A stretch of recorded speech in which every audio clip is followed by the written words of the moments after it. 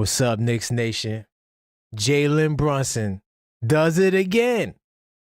Captain 11. Incredible down the stretch. Anytime especially if he does the little swipe like this, the swipe through, and goes left, oh yeah, you know that fadeaway is coming. Jalen Brunson does it again. Captain 11, the best clutch player in basketball. Sealed the Pacers' fate. They fought really hard, but not hard enough. And no, we ain't using no damn injuries as an excuse. Listen, I'm happy we got the win. I would have been mad hearing all these excuses. Oh, we didn't have this. Oh, it's after the cup game. Damn that. This team is a great team, and we demand greatness. And even though it wasn't a pretty win, it was very ugly. But it had its moments. Tyler Kolek. Man, can that boy run a pick and roll? Mikal Bridges made an appearance. Diawara showed some flash and pizzazz. 6'10", coast to coast, making plays.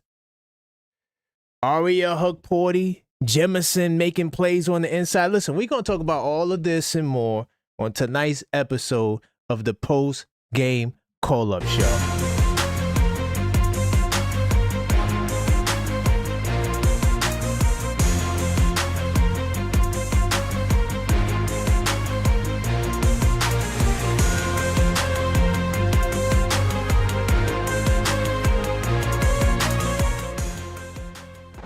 Welcome to the show. I am your host, Karan Pierre, the Objective Fan, and I'm straight out of Kings County, New York City's finest, and you know the vibes. Tell a friend, we are live. And smash that like button on the way in. Telling y'all right now, my journal's on fire. I got notes. 82 Nights Club people, full effect. We in full effect tonight. I got a page. I got pages full of notes on this game. The good, the bad, and the not so pretty. Okay? Let me tell y'all something, man. And by the way, keep the calls coming. This is a post-game call-up show, 646-995-8389. If I miss your call, I will call back. 5-minute rule in effect. Because I'm pretty sure we're going to have a whole bunch of people calling up tonight. All right? I just want to say this. This team is really beginning to look like a great team. And that's going to be the theme for the night. Salute to my man, JJ. I see you on the calling in. I'm going to get to you in a second. Peace to my man, Crim's dad. Yeah. I almost graded this as a revenge tour game because they beat us in the playoffs. But I said, nah, that's too petty. Salute to my man, Zach. Ugly, gritty, effing win. Yeah, you got to take it. Yo, the wins are not going to be pretty. Salute to my man Mellow Mike, channel member. I feel you.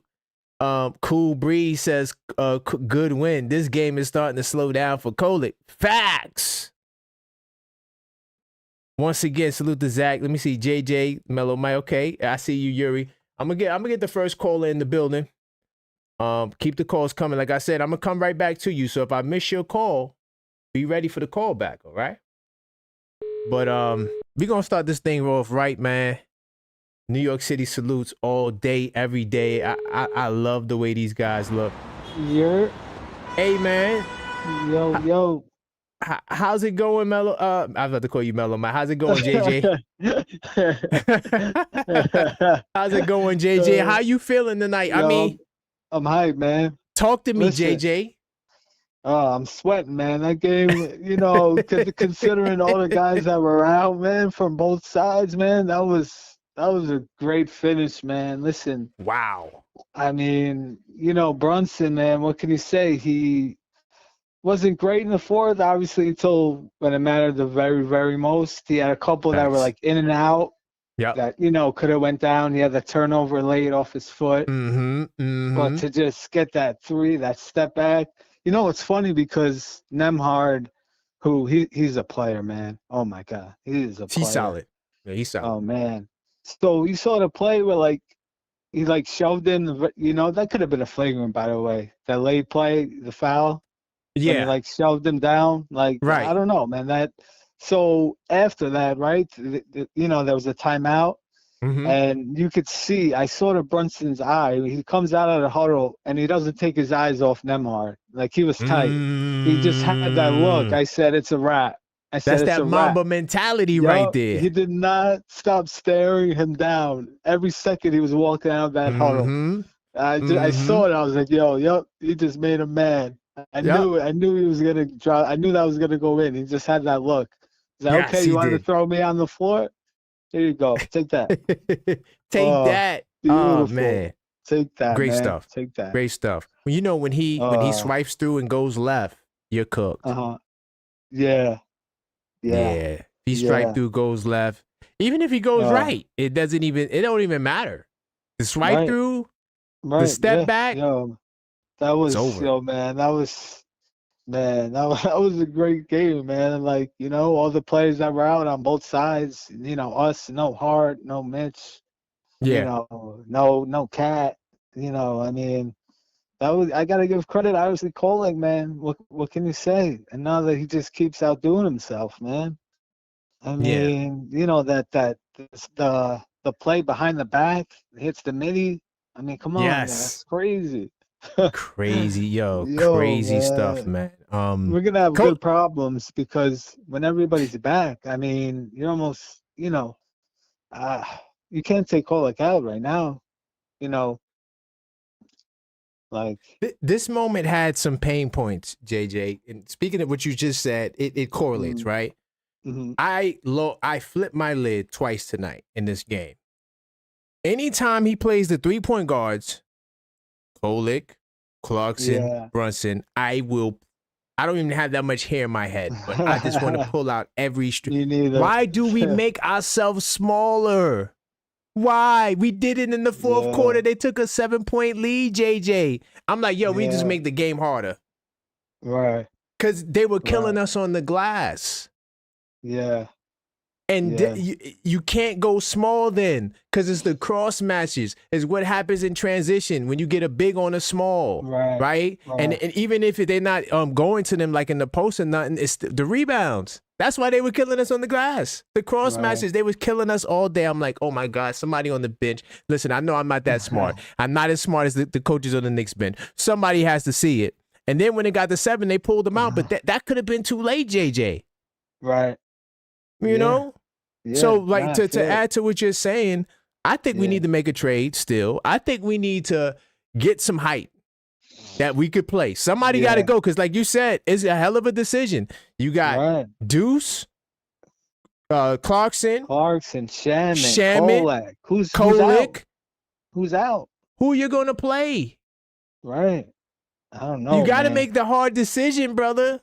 Yeah, you got to make the... Something's got it. You can't play them all together. If that's your bench, oh my God. Oh my it's God. Impossible. Nah. We're going to run the 3-point guards with Shaman at the 4. Let's do it. And Mitch. Go. You ready, Orlando? You ready for this, Orlando? You 6'8", 6'11 guys.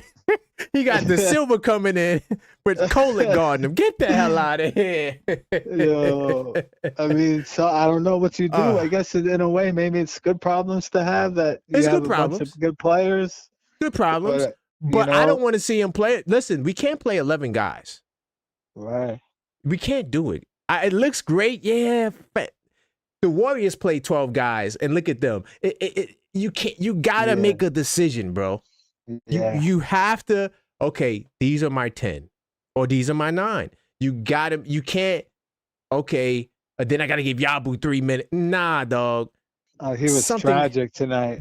Oh, my God. I thought he was going to save his Knicks career tonight. Me too. I really this was did. the night, man. And, nah. Oh. You know, I think OG indirectly sabotaged him. Indirectly. Because OG wasn't supposed to play. Then all of a sudden, I look at the lineup. OG starting. I'm like, what the hell? I had my mind set up that we was just going straight bench guys. Then I see OG. I'm like, damn, he just killed Yaboo's like. Of all Yaboo's guys like that done. actually played, right? It was OG out of everyone. Right. Exactly. Yeah. Damn. I know Yaboo was tight. Like, damn. Yo, he was terrible, man, on both ends of the court. Oh man. my God, Oh the my defense. God, man. Yo, let me tell you His something. defense was terrible, man. Pick and roll defense, he's not good at all. Oh And I my saw that in God. Eurobasket. He's decent in the paint against big guys, but Right, 'cause unfortunately he's strong. in the NBA, he's strong. built, But he's- unfortunately, we don't play like that in the NBA. Right, exactly. We don't play like that. Right. You gotta Everybody's move on the your feet. perimeter. You got to move your Right. feet like Siakam on the perimeter. Right. And he going to go right by you like he did right. and go get a Yeah. bucket. So, Right. And real quick, I gotta give credit to the Jamesons, the Diowaras, their defense, just active, man. Jameson, I mean, it was active. He played great defense tonight, man. Oh my, Trevor, Shout where out are to you? Jameson. Shout out. And I love Jameson, you know what I'm saying? But now I love that Jameson. Let me tell you something. Jameson, they both to me look better than Mitch in terms of being getting aggressive attempts at the basket. You know, like if you run pick and roll, they gonna roll hard. They're a target. They make themselves targets.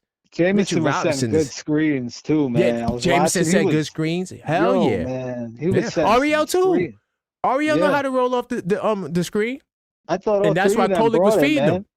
Huh? I know all three of them brought it, man. Like I know stats wise, no, but if you watched, and I know you did, they were great defensively, man. Jameson, man, his defense was really impressive, man. Active. Listen, the stats won't tell you the value of those three tonight. Right. If you just going on, if you're a box score warrior, right. Your basketball knowledge is incomplete because I'm Stat Master Miyagi, but I give you stats with context. I don't. Listen, I'm not going to plus minus you to death, right? I'm not going to do. He scored 20 points. So what? Yeah. But how efficient was he from the field? Like Jalen Brunson said, I was garbage tonight. Right. Thank God for Kolek. Yep. What did he say? Maybe if he went to Villanova, he'd be better than me. Yeah. Nice little shot there, little college buddy shot. Yeah, that's funny. But listen, man, anytime you can beat the Pacers, man, it's a thrill because that's the team. Yes. I mean, it's deep, man. That's the team very deep. That's giving us heartaches, man. Facts. You remember Roy Hibbert, what he did in the playoffs versus Paul Chandler. George. I mean, that's why I don't really like Paul. I realized that's why I'm not too fond of Paul George. He was a Pacer. It's easy to forget that. But he was a Pacer. Nightmares of Roy Hibbert dominating Tyson Chandler, man. Right. Verticality, stupidness. The verticality. The Get that crap out of here, dog. We should have beat them. Halliburton. This is the team that, has tortured us growing up, man. It's the Pacers. What? Listen, I'm telling you right now, JJ, I hope they play better. I hope they make the play-in. I hope we see them as the first round. No, listen. I want to see them in the first round. Number 1 seed versus number 8 seed, and I want to sweep them. I want to sweep them. They're getting the ping pong balls, man. I know. But I'm just saying, I would love to sweep them in the playoffs. Yeah, though. Me too, man. I would have loved to just get them back for the heartache. You know what I hate, though, too, years. man? You know what I hate? Like, I don't know, maybe it's just me that I care about this stuff. I hate how much the Knicks players like Halliburton. Like, after the game, I hate it, man. I hate this guy. I'm glad you said that. I'm glad you said that. You doing commercials with the choke sign. Bro, listen. Man, these guys this is love why, him. Brunson, hard. They wanted to kiss him after the game tonight. I know. Listen, JJ, this is why I think Wemby, if he doesn't get hurt, I think Wemby's going to be the best player in the league. Did you hear what he said recently? No, what did he say? He said, I'm the best player in the world. Did he? Yes. Yeah, he's cocky. He's got that. I love see him that. Hugging after the game. He's like a sore loser, but I respect it. I love that. That's Kobe. Kobe ain't trying to be your friend. He don't like nobody. I never see him give a hug after the game after he lose. Right. He ain't with that. I ain't with dude. I'm better than you, and I'm gonna show you. You're getting me now. I'm young. Right. But wait till I get older, a little stronger. Yeah. Yeah, I love it. You know, so I'm glad you brought that out. I was trying to figure out how to man. implement Great that. win, man. I know you got more callers, so appreciate you taking the call, man. Let's go, baby. Salute, Let's go, JJ. man. Peace. Salute, man. Peace, man. Peace. All right. Hello, caller. State your name. Where you calling from, brother? Gino from Brooklyn. Hey, salute, Gino. How's it going, brother? Good. What's good with you? Hey, yo, honestly, I'm feeling good because I was going to be tight if we lost this game. I ain't going to lie.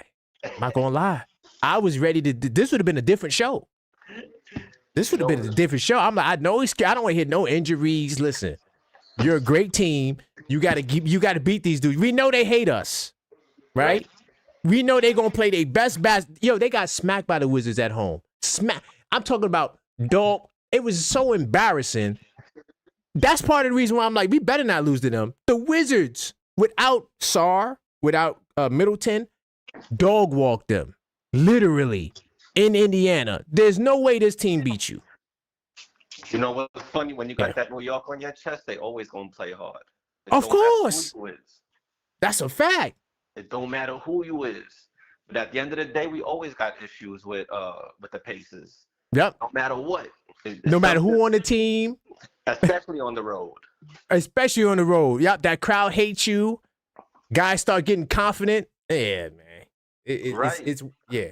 Right, but I'm telling you, whatever that cup game did to Tyler, the game's slowing down for him now. Woo! He good now. You just got to keep it up. He had a little bit of turnovers. He should have been more aggressive, that little floater. Yeah, but it's all good. On the right path. Yeah, he on the right path. Even players fall. You know, you're going to have some mishaps. But he was solid overall. I mean, he was getting everybody involved. That's a fact. That's a fact. Yeah. And the way I was looking at this game, it's like a showcase game. We was just seeing what we got. Yep. And at the end of the day, like, Yaboo gone. Like, I was about to say, is Yaboo? That was cuts right there. Like, we gonna see who gonna make the squad, who gonna be here. Yeah. Do you think OG low key sabotaged them by playing? Man. Because once I saw OG playing, I said, oh, Yaboo ain't getting no minutes. Yo, I ain't going front, but that's on Yaboo because he had mad opportunities. That's true. He did. Yeah, he did. And he bricked all of them. Bricked all of them. Defense was bad, had bad turnovers.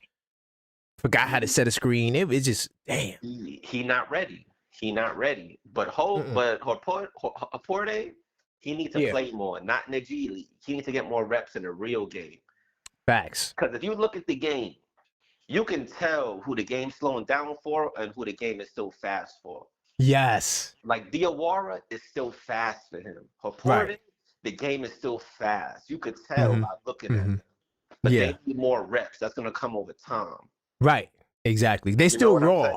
They still raw. But but it's like in life. Anything you do, the more experience you get, the better you'll become. The better, yeah. You know, but I was looking at this like a showcase game, and I had a feeling they was going to sit all them players out. Yeah, it's smart. It's smart. And I would have sat OG too. Like, yo, OG, we don't need you. Or don't play OG tomorrow. Let them relax. Right. And you could tell they was tired because all their shots were short. Hell yeah. In Indiana too. You got to go from Vegas to Indiana. You know how tough of a trip that is? Right. That's a very difficult. I'm not giving them an excuse if they would have lost, but I'm just saying, it is a tough ass trip, dog. I got to leave Vegas to go to Indiana? Right. Oh, God. Right. Right. Like you want an emotional high, and I'm about to catch a flight and go through a game. Yeah, right. In a rough environment. In a rough environment. People hating you. They mocking you everywhere you go. You got to have room service. Come on, dog. That's a fact. And then the thing is that JC, he played good too. JC did good. Yes. He played good. And Pacone, he probably out of here too. Damn, Pacone. That was like cuts. That was cuts right there. Right. That was like what's that? Varsity tryouts? Right. Right. And you know what I'm talking about. When you go from JV to varsity, yep. It is different. Oh my God. It's a different level. It's different. It's definitely different. Yep. So that's what I'm saying. These boys need reps. But at the end of the day, they'll be straight. It's just what they're gonna do and how it's gonna play out. But they just gotta stay healthy. That's the main thing. Yeah. And you know all them boys gonna play tomorrow. The rest of them gonna play tomorrow. Yeah, the rest of them gonna play, So I mean, look, it was a good win. They gutted it out, being down twice. And the one thing about this team, they was poised. Oh, yes. They was poised. Oh, down 16. All right, relax. We still in it. Let's cut it to 8. You know, like that's what you call poise, yeah. They was calm. They was calm. Yeah. They didn't get rattled, nothing. But the D was great at the end. Brunson man, was it? Through, and that was it. That was it. Yo, when he does the little swipe through and he goes to any direction, it could be left or right. You know that fadeaway coming and it's over. Right, yeah, it's over. Right, but it looked like Tyler playing for his Metro card, keeping his NYC license. Like, he ain't trying to go. And like he said, he fighting for his NBA career because it ain't facts. It ain't easy in the league. Hell no, especially when you're a 6'2" point guard. Right, I ain't trying to go to Europe. No. You know how many nice dudes it is in the world that's like 6'2", 6'1"? Or you see them all the time. All day. That's the league is full of that. Right. Right. You even see dudes like that in your local park that's nice like that. Facts. All 6'1", you know, around that height, 6 feet, 5'10", 5, all that height. Right. Right. Huh? But hey, the Knicks played good. They did their thing. They got a winning streak going on, and Detroit, they about to catch this L. Oh, I haven't watched no other basketball. Really, they about to get it. I told y'all we gaining on them. Yo, they down 14 right now. To who? The Mavs is beating them. To the oh my. Guys, listen to me. I told y'all we are gaining on them. So if they want to say Detroit's the best team because they got the best, fine. That's not gonna last long. It's not gonna last long. Nah, and you gotta remember, it's a series. A series is different. You gotta beat a team big time. 4 times. Yeah. You feel me? But hey, I'm gonna let you go. I know you got other callers. You know. I appreciate that, Gino. Hey, stay up, my dude. All right, salute. I look forward to your next. Are we going live again tomorrow for the Philly game too? So I bet. Hey, one more thing with the banner, real quick. Man, yeah. Okay. I respect them for not putting up that banner. Right. I respect them. If people want it, they want it. But the banner, you know, they could put it up after they win the chip this year. Yeah. Then we could do 2 for 1. I take it. You know what I'm saying? But I respect them. They stay hungry. Yeah, stay hungry. At you. Be up. Stay up. Salute. I appreciate it, Gino. Later. I'm gonna give y'all 3, maybe 4 82 night stats before I get to the next call. We are 12-0 now against sub 500 teams. 4-0 against sub 500 teams on the road. That's one of them. I'm gonna give you the other 2 throughout the show. Hey, Yuri. Yo, what's going on? How about that grit? Yo, Yuri. Wasn't I about to have a meltdown in the Discord? Oh, bro, I'm gonna be honest with you. I looked at the 3-card line. I was like, yo, you know what? I think Karan might have a point about these 3-card lineups right now. I'm starting to hate them. Because Yuri, listen, it's not the offense. It's the defense. It's the cross match, the defense and rebounding. You find Kolek in the cross matches matched up with Pascal Siakam. That's bad. So that's why you got to put sides up. I really do. Dog. No, you can't because they killing. But also, Yuri, we was down on the glass. You understand? I know I didn't put that in the Discord. We were down. They killing us on the rebounds. They can't shoot. We were down on the glass today. Okay. Listen, Indiana can't shoot for nothing, but they were getting so many offensive rebounds. You would have thought Mitchell Robinson was on their team. Let me see. I'm looking at the team stats right now. Oh, damn. That's what you see what I'm saying? The rebounding battle. Right. We lost the rebounding But Yuri, battle. that's what, see, I told you this. I watch basketball. I know you watch basketball. I watch numbers. So I look at the game like Neo from the Matrix. I'm looking at percentages.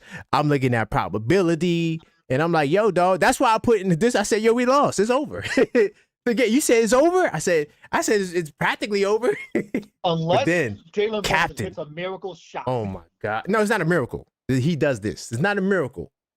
You know, it's impressive. It's difficult, challenging, but it's not a miracle because he does this let me give you my all day, every day. Go ahead, Yuri. I'll let you get your back a point guard spot. That's number 1. He's earned it. Okay. I'm gonna say he's earned it. I would be very surprised if he doesn't get it. Number 2, Yaboo's out of here. Yaboo's gone. Yeah, Yaboo's done. He's done. Yaboo's out of here. I don't care. But hold on, Yuri. Do you think that OG low-key, like, indirectly sabotaged him by playing? Because remember, OG wasn't supposed to play tonight. What do you mean? Because Yaboo probably would have got the start if OG didn't play, and then you never know. Yaboo could have had OG played tonight, to tell you the truth. Damn, you think so? Damn. I think OG saw Yaboo was going to play, and OG's like, yo, I don't care if I'm injured. Put me in that damn starting lineup. Oh, snap. So you think like they kind of do so okay, maybe not OG then. So maybe the team sabotaged Yaboo, like, yeah, we really don't got no faith in you. So yeah, OG, you gonna play, and then you get spot minutes. Hold on, let me see how many minutes he got tonight. I wouldn't be surprised if that was the case, Karan. Possibly. Yo, with this league, listen, it's a lot of dirty tactics. With how cutthroat this league is. Oh yeah, it's a lot of dirty. He only got 11 minutes tonight, 1 of 5 from the field. He had 2 turnovers, 2 bad turn. Dude, when you don't get the ball like that, you can't turn the ball over, bro. When you're trying to redeem yourself, and I mean redeem yourself, I'm not even throwing shots at Yaboo. Nah. I thought he had that three. I was like, yo, okay, Yaboo's gonna get his confidence going now. You know what I mean? But when you have 2 bad turnovers, JB didn't even pass him the ball when he was out there. Yes. Not even. I noticed that one. Kolek didn't even pass the ball. Yeah. Did you see Mike Brown's face when he turned it? I think the second turnover. His face was like, he's gone. Let me not even trip. You guys can't see my face. It was just like he didn't look at Yaboo. He looked away, and the way he looked away, it was like, you out of here. Yeah, you're going. I can't blame Mike Brown for that. I can't. Yeah. I'm sorry. People want to say, oh, you should give Yaboo minutes. I mean, we've been giving him opportunity after opportunity after opportunity. Now, he had it tonight. He had opportunity tonight. Maybe not the starting opportunity, but he had opportunity. Now, but he had the opportunity. He's like, okay, you know what? Can I at least get 10 to 15 minutes if I play well enough tonight, even if we lose? Yeah. Yaboo, oh, God, I got no words. I got no words, Karan. I'm trying to I tried, I watched the Euro Cup game. About the 82 nights. Do I get started on tonight's game, or do I have to go all the way to game 1? Okay, so listen, what you could do is I'm gonna send out a link tomorrow, giving you the cheat code, so you could just copy all of the info that you missed. So that's why I created the cheat code. So no matter when you get this, I'm going to catch you up. Yeah, because I'm journaling with you. Good. So I share that. I got to catch up. Yeah. So I got to catch up for tomorrow. Yep. And you can catch up because that's what the cheat code is for. Thank you. But appreciate that. Yeah. But moving on. But this game it had everything. Pascal's whistle's disgusting. Disgusting. I don't want to hear no one talking about a whistle ever again. I'm saying, dude, this man falls to the floor and it's a foul on JB, a foul on Hokaporti, a foul on Jameson. I'm like, dude. Yeah. Meanwhile, Nemhart was literally banging on Brunson all night long. What? Football plays. Ariel could have really gotten hurt. Yes. Grab around the neck. Yeah. That's why they call the play. That's a dangerous play. Anytime you go to neck area, you throw guys out the air. I thought Jameson was going to knock out Nemhard. He went up to him. I saw that. Mike Brown saw that. I was like, nah, I got to call a timeout before this gets out of hand. Right, yeah. It's going to get him to the side because Jameson, he looks like a dude you're not going to be able to hold back. No, I do got news, though, for you. I was looking on IG. You know what's told Mike Brown? Mike Brown drew up a play to get like a tie or whatever. JB stopped that and said, yo, I'm winning this game. Mike Brown said, you do you. Yeah. Mike Brown's good for that. He's good for allowing the star players to do what they feel is best because he has trust in the stars. Yeah. It makes sense. It makes sense. Shout out to Mike Brown, man. He was a mad scientist tonight. Yeah, he was. Besides, the only demerit is the 3-point guards. Everything else, great. Everything else was great. I think the 3-point guard lineups, I would want him to stay away from it for a while. Yeah, please don't do it. Especially when you're getting out rebound. Now, if you're going up against like a Golden State, who got a bunch of, if there's like a bunch of small guards, like Golden State, who does prioritizing guard lineups. Yeah, they play little then maybe, but. You still got to be wary because, you still might get a Kolek on Jimmy Butler. and he's going to mismatch Hunt. So, you know, it's something you really shouldn't do, because it's all about defense, cross matchups, and transition and rebounding. That's why you play a good size. If you play too small, you're going to get beat every time. Right. That's my worry with the three-guard lineups. I like it. I'm one of the few people that likes it. Yeah, I know. As I keep telling you, Yuri, stop. I don't want to hear it. It's never going to, it doesn't look good. Now, of course, it had moments, because on offense is great. But the thing about it is you just can't do offense.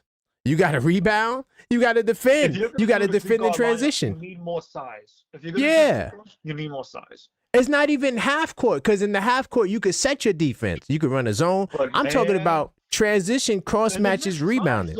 The Knicks try zone, that was getting exposed too. Yeah. This was just a weird game. This was a chaotic game to begin with, man. Yo, this game, the other stat I was going to tell him, you know, when we enter, remember I did drop this in the Discord during the Cup Championship. The free throws weren't even working. Yeah, well, not even the free throws. The free throws ain't the problem. The problem is going into the fourth quarter when you're losing. We were 0-7. Now we're 2-7. Now, no, the Cup game don't count. We're 1-7. Oh, for God's sakes. Yeah, the Cup game don't count. Nah, those stats don't count. Game, all right? Listen, if that's what you want to do on your journal, be my guest. But no, the Cup game don't count. Those stats don't count. So yeah, we're 1-7 now, going into the third. That's major for me, because what it shows me is that we're taking on the challenge of persevering no matter what. Even when we're down and our backs are against the wall, we're going to still put all our chips in and fight to the very end, because now, once the other team, like usually when we don't have the lead going into the fourth, our offense ain't the greatest.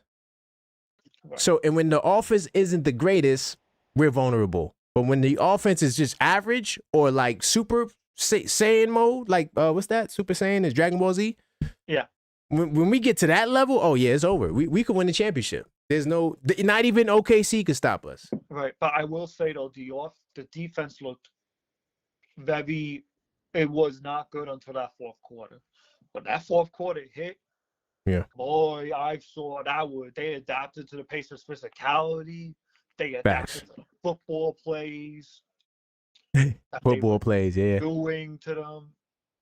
100%. And Mike Brown pushed the right buttons up besides the three-guard lineup. You know, I'm sure that three-guard lineup is going to go away when the Knicks make a trade, though. I'm not worried about that. We'll see. I don't know. They got to see. Yeah, I know you don't like you don't want to trade anyone, right? But this is where Leon Rose has to put on his objective GM cap. Which he does. Right, he does. Of course, he did it. I mean, he makes moves. So Leon Rose will trade you, right? We know that, right? If not anything else, you will get traded with Leon Rose. But what I'm saying is, you got Kolek, Clarkson, and Deuce. How are you going to make that work? Because Kolek needs minutes, man. I'm keeping it real. He needs minutes, bro. Kolek does need minutes. Clarkson is looking like himself, the insurance policy point guard that we got him. Right. So what are we doing? Because Deuce is also looking really good.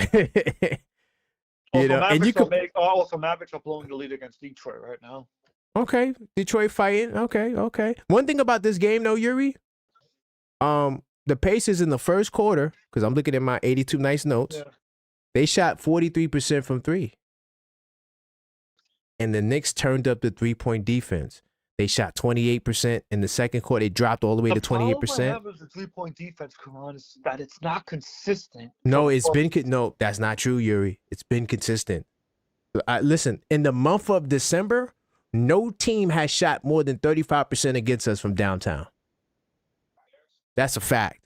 In the month of December, the 3-point defense is outstanding. And our record anytime we hold the opponent to less than 36.2%, that's our average. We are 11-2. The Pacers shot 32% tonight. That was one of the edges that we kept them from killing us from downtown. The 3-point defense, it's way better. We needed that badly. listen, Yuri, the 3-point defense, it's much improved, bro. Trust me. I keep track of the stats. Compared to last year? Hell yeah, compared to, and listen, when we get to that Knicks and 10 show, if this holds, it's gonna look crazy. Y'all gonna see y'all gonna be like, what team is this? The 3-point defense struggles no more, which is huge. Which is major. That's the case. If if it holds like that throughout the entire season and they go towards the playoffs, having that edge, yes, that's huge. Because that's 3-point defense, even in the playoffs, was our Achilles heel. Yeah. So now the switching and all of that's helping. Why the game 1 collapse happened. The 3-point defense. Yes, the 3-point defense. Yeah. But you know what? That game 1 collapse would not happen to this Knicks team. Because if we're going into that fourth quarter with if this Knicks team goes into the fourth quarter with a lead, we're unstoppable. What are we? I think 17-0. Let me just stat check myself. I think it's 17-0 or 16-0. But I just want to make sure I get it right. Give me 2 seconds. We're 17-0. When we had the lead going into the fourth quarter, we're unbeatable. Next time y'all watch the games, if you see we have a lead in the fourth, there's a great chance we're not losing. Mike Brown is a mad scientist. That's all I gotta say. Mike Brown, who's the offensive assistant? The head offense. He was the offensive assistant for. No, on our team, is it Saint? Who's the lead? Gent. Okay, let me tell you something. It's Chris Gent's the offensive assistant. Chris Gent is the defensive assistant coach. He's doing great too. Our defense is way better, but the offensive coordinator, bro, that dude is out of here. Listen, he's not going to be here next year. He will be a full coach. The way he has our offense structured, it could literally take us to the championship. Like, seriously. Like, this is real serious. Yo, I wouldn't be surprised. I'm going to call it. Johnny Bryant comes back to the Knicks as the assistant head coach. Hell no. Johnny Bryant ain't coming back to the Knicks. Hell no. No, that ship is sailed, dog. You think so? Hell yeah. Why would we bring Johnny Bryant back? He left us for Cleveland to be an assistant coach, not a head coach. There's no reason to bring him back, though. Listen, Yuri, and not just you, to all you guys listening, y'all be loving our players and staff too much. Like, once they go, that's it. We don't need them back. Oh, we need to get Dante. No, we don't. For what? So we're going to get another 6. So wait, hold on. You're going to play Deuce, Dante, Shamet, Clarkson. Come on, dude. We do need a backup point guard, and I think we do have one in Kolek. I just don't know what's going to happen. I think Kolek really is making Leon Rose think like, damn, I can't. The last thing we need is a point guard. I completely disagree with this narrative that we need a point. We have the second-rate offense in basketball. Brunson is taking less dribbles. He's getting more catch and shoots. And he's holding the ball less. There was a stat I saw today. It's a stat I saw today. The Knicks ISO Brunson rate has went from 8 to 5 to 5.0 to 5%. In what? In terms of ISO sets. Oh yeah. And Mikal Bridges they said he had the 3rd best assist to turnover ratio. He's averaging 4-point-some assists. That's a career high. Which is true. I mean, if you look at Mikal Bridges' stats tonight, Mikal Bridges had 22 points. He went 4 for 9 from 3-point shot. Yes. He only had 1. You know what? I'll do a video on that. I could cook on that topic. I'm gonna do a video on that. Let me write that down. Why we don't need a backup point guard. I'm gonna do a video on that. We need a backup wing, if anything. That's it. I ain't gonna lie to you, Yuri. We don't need nothing under 6'9". I'm keeping it real. So if it's a wing, we need a 6'8", 6'9" wing. That's the one thing we don't got. We don't need 6'6". We don't need 6'5". We need 6'7", 6'8". I know we talked about the game, but I'm looking at these standings right now. Yo, Cleveland's looking hella sus right now. I ain't worried about Cleveland. It's still early. Listen, they're a team that can't battle through adversity.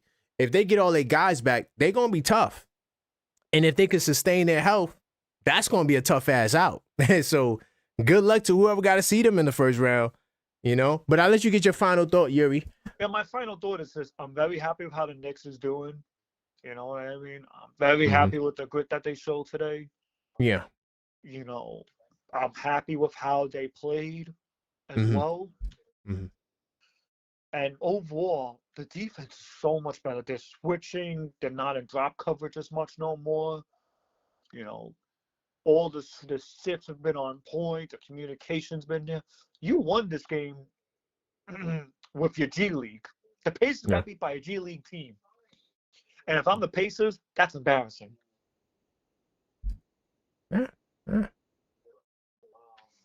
Okay. I hear you, man. Salute, man. Salute. I appreciate you, Yuri. All right.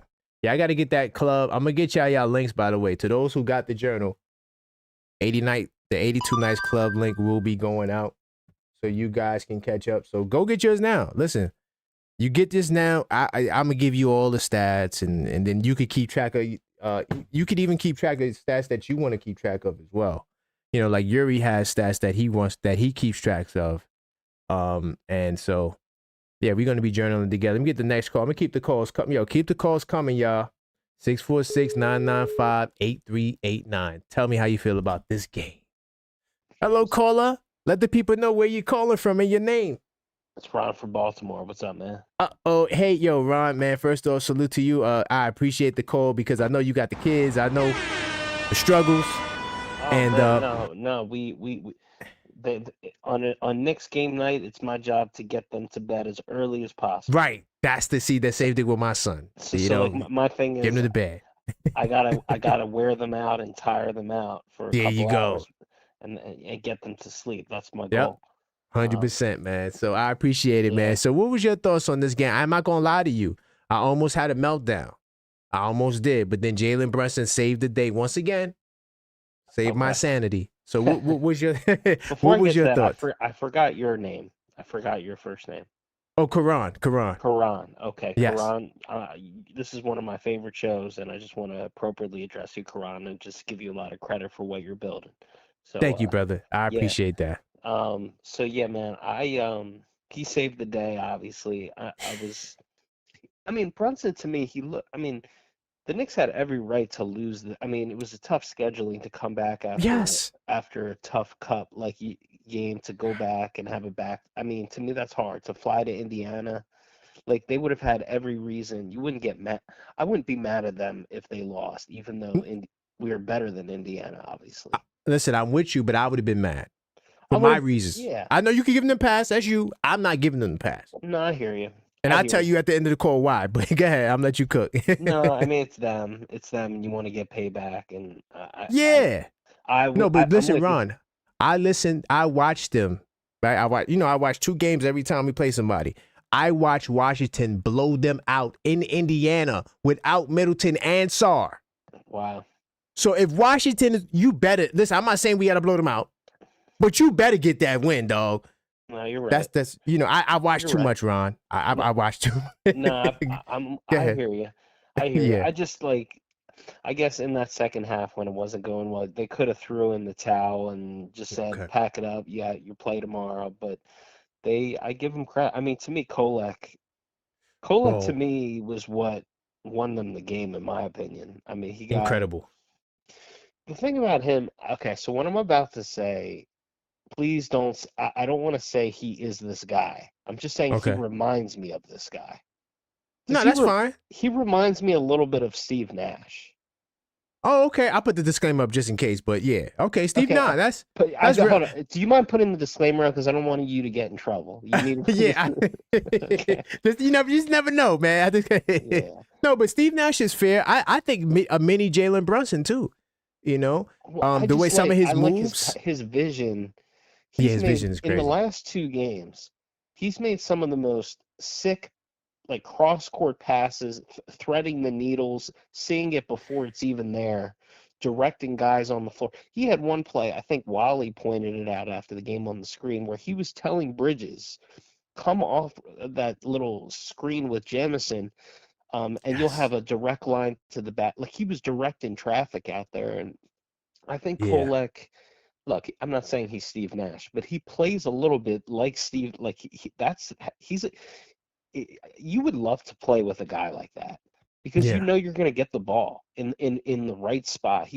He's the type of guy that's going to make the right basketball play. I mean, the thing about Kolek, what did we say? He's got to work on his defense, and if he can make the three, then we're really talking. We're really talking. And he's in the last 2 games, I don't know what he shot. What did he shoot from 3?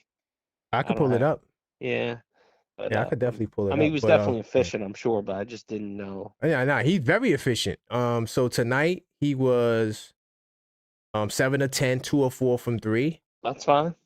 And you take that in. Do we want to look at the World Cup? Because that don't really count the cup game. I don't care about that, but but this game, yeah. I mean, just like if he continues to work on his 3, because that's what everybody in today's NBA, you have to be able to make the 3. You got to, And I think he's a smart defender. I mean, the thing he can struggle with is the point of the attack defense. Actually, off the ball, he's smart. Like you saw that charge he took that they reversed in the cup game. And yes. I don't know.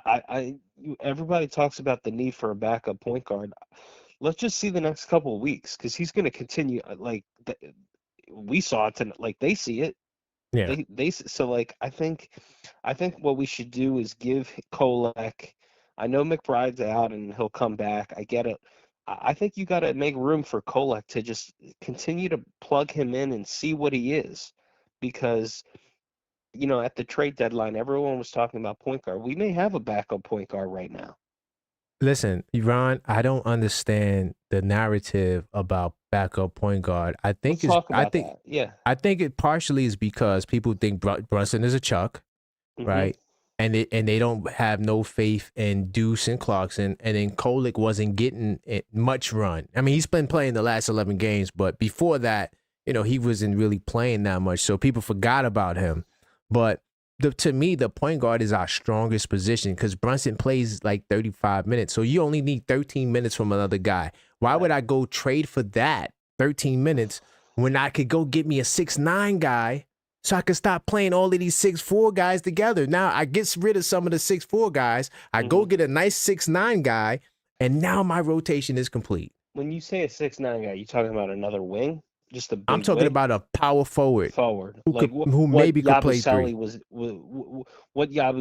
we wanted from like a Yaboo Selly. Is that your exactly vision? Okay, that's the vision. Somebody, because Yaboo clearly isn't it. So we need to get somebody that can play in this system.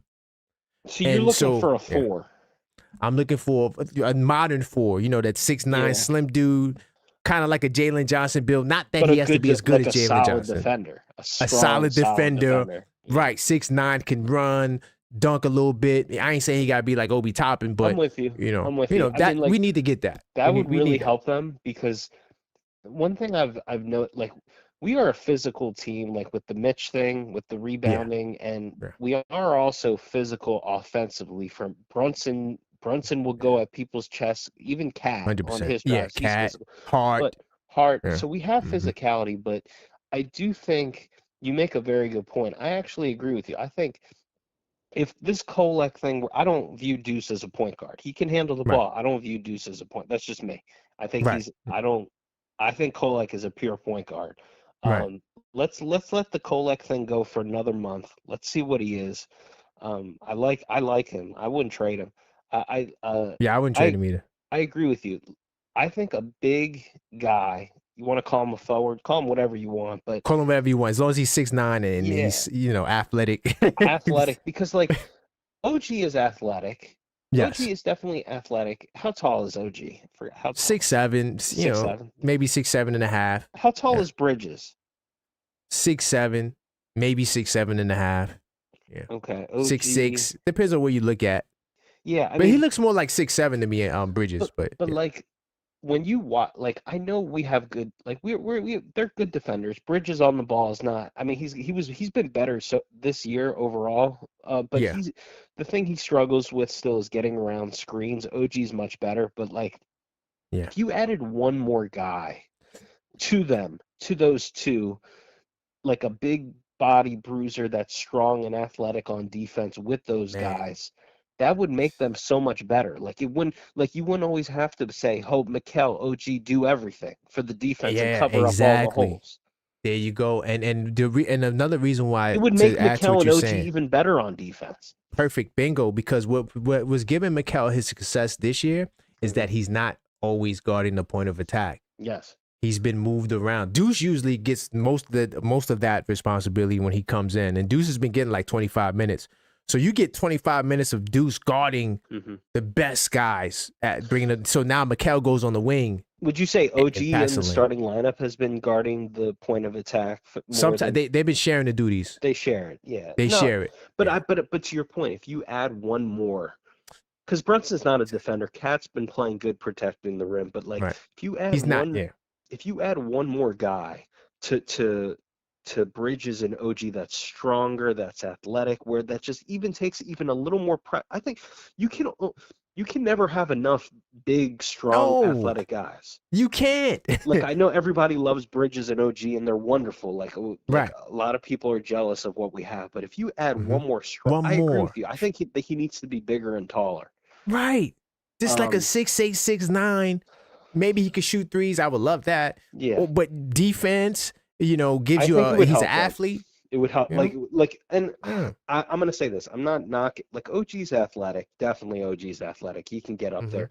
Bridges is not like Bridges doesn't miss games. He's very durable. I wouldn't. Right. Would you say Bridges? I wouldn't say Paul Bridges average. Athletic. Yeah, he's average. He's not athletic. Like, Bridges occasionally can dunk the ball and get up there, but I wouldn't necessarily say Bridges is the most athletic basketball player. No. I would say he's just a average athlete. Yeah, so I think, if you can add one more really athletic guy, I'm with you. I think that is the biggest. Like it's crazy because, and again, I want to caveat this. I want to see Kolek for another month because I'm not going to say that it's not.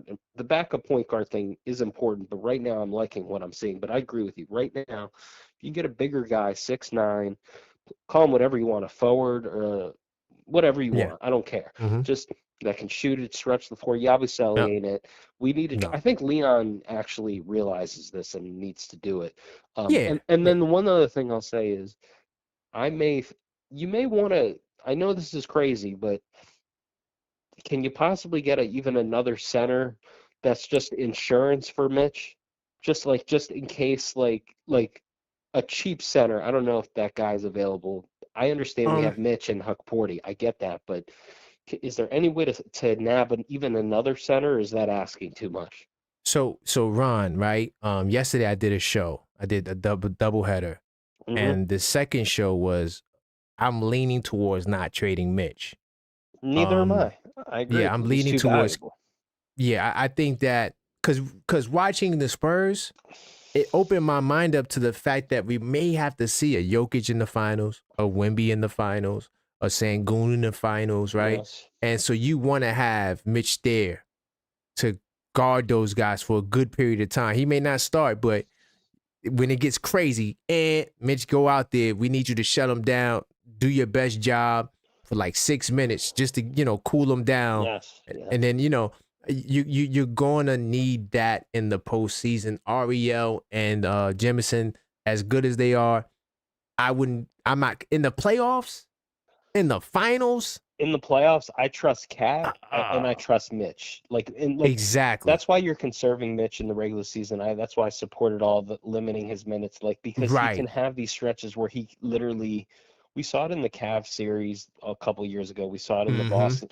I know he can't make free throws. I get that. I understand that. But what he can do is just literally change the whole freaking game. And you change the whole game. They're not going to trade him. They're going for it. They're not I think this is the one case. I know Leon always likes to trade the guy before the cut. They're going to keep him. He's too valuable. I think that the cup might have. The Wemby Cup, I'm pretty sure I'm not the only one that saw that. I'm like, yeah, when it gets down there, I'm OKC. Hartenstein, I'm not worried about him, but I'm talking about Sengun, Wemby, Jokic, the dudes that could drop 30, 10, 12 rebounds. Those guys. I mean, even OKC, Hartenstein's not easy to deal with either. He's cool. He got the little float game, but he's not dropping 30 on you. Sengun, I agree. They gonna drop 30 on you, dog. Yeah. And you need Mitch to come and slow them down. So No, I and mean, it's a good especially chance like, you face them. especially like, let's be honest, okay? Mitch's injury history, Cat's had some stuff pop up. Like, Cat sometimes can hurt a foot, hurt a neck. Like, That too. so, and we know, look, Cat's played good. I think Cat's actually played decent defense the last Yes. 5-6 games. But I would even say good. I would go on the limb to say good. Okay, that's good. You don't got to say it. I'm just telling you, I would say it. Yeah, I think it's been good. No, I think that's fair. Yeah. I think it's been good. But Mitch can take stretches of the game where Cat can sit, and you could occasionally play them. I'm just saying it gives us the thing about this roster is it gives us versatility. So I'm with you. I think we need one more 6'9" guy that would make us even more versatile and put us over the top. And maybe, I don't know, in the buyout mark, I don't know how. Look, I'm not a cap guy. I'm just saying, can you get another big? I'm not a Huck Porty guy. I'm not I don't you can survive that in the regular season, but can you potentially again in the playoffs? I'm talking about a backup big that's really cheap that can do some stuff that you just might could just for insurance, man. You see, the Cavs are not going to do it because I would like Thomas Bryant. I feel like Thomas Bryant would have been perfect because he could shoot the 3 too. Against us in last year's hell playoffs, yeah. But he's with Cleveland, and I think Cleveland ain't going to do a deal until the deadline because if Cleveland continues to look this bad, I could see them making a move. But they got the ultimate excuse, which I hate excuses. Oh, we're not healthy. So there may be a point where Cleveland is healthy and they could really see how good their team is. They might go on a little run, and so but I would love to get Thomas Bryant from them. No, I'm with you. I mean, so it sounds like you agree with me as far as needs, like where we are. Like things can change. Like I'm caveating this, disclaimer, my own disclaimer. I want to see a month of Kolek, but like, in my opinion, you agree, a 6'9" forward, call whatever you want. He can play on the wing. He can play whatever you want to call a strong bruiser type guy that can shoot it, give you more athleticism. I'm not calling out Bridges is good defense. OG's good, but just give you even more athleticism. You say that's the biggest need, and maybe a backup center that is just insurance for Mitch in case he goes down in Game 3 of the finals. You go. So I wouldn't be mad at that because I'm on the side of not trading Mitch right now. I'm on that side. I think that, if you, especially doing what you said. I don't know who's available, but like I was initially with this backup point guard you got to trade, and now I'm shifting toward what you're thinking. No, 6'9" guy and a backup big, and I think we can do this. Yeah, I think we can, man. But I'll let you get your final words. I appreciate you, brother. No, man. Great call. My final words is what I saw tonight was I know we should have won the game like earlier, but like, to come back, to not fold it in. Jordan Clarkson with another nice game. He's very important to the team. When he plays well, we usually win, I feel like. Bridges, I was happy to see Bridges getting more of a rhythm tonight than he did the last game. Brunson looked a little tired to me, but and I'll just leave you with this. I like Brunson and Kolek on the floor together. I know they're small, but like there's enough brain power there where literally Kolek can make Brunson's life easier. He doesn't have to create the whole game time on the floor. Like he can just sit back and chill. Like with a guy like Kolek, reading everything, Brunson can take a breather. So that's all I got. I like it too. No, I like it too. I just don't like when they run 3 of them together. No, you add Clarkson there. I'm with you. I'm with you. That's that. Yeah, come on. But I got you, brother. But I think in stretches, I want to see more of Brunson and Kolek together. Of course. I think it's helpful. It's healthy. I'm not gonna lie, it gave me a Steve Nash vibe, so I had to call in because when you do a performance like that, I have to call in and give love. So let's see where this takes us, man. You have a great night. All right, brother. You too. All right. Peace. I do got another spicy call coming, y'all. But get the likes up, subscribe if you're not subscribed, and if you are a subscriber, consider joining the channel. Keep the calls coming. I let these guys cook for a little longer because you guys ain't calling as I thought you would. But if you guys start calling more, I will show them the calls. Let me get my man in the building. Hello, caller. Let them know where you're calling from and what's your name. This is the Trev. I was calling for you. I said, Trev. I said Trev in the Discord. Because when Jemison and Ariel was looking good, I said Trev. Yeah. Did I call it again? I keep calling them. I keep calling them. Yep. Right? Mm-hmm. You see, when I watch a player, I just don't watch points. So, I watch situational things. Right. Like I said yesterday, his footworks helps him a lot. Right? Right. Yeah. So, and I'm going to refer back. I'll be jumping all over. I'm going to refer back to the call he just had. He would like to see Kolek for a month or so. Yeah. We don't need that. Okay. He's been ready. Oh, okay. You saying that the decision should be made. We don't need to see more. Right. Gotcha. He's been ready. All he needed was some time and the right time to showcase it. Right.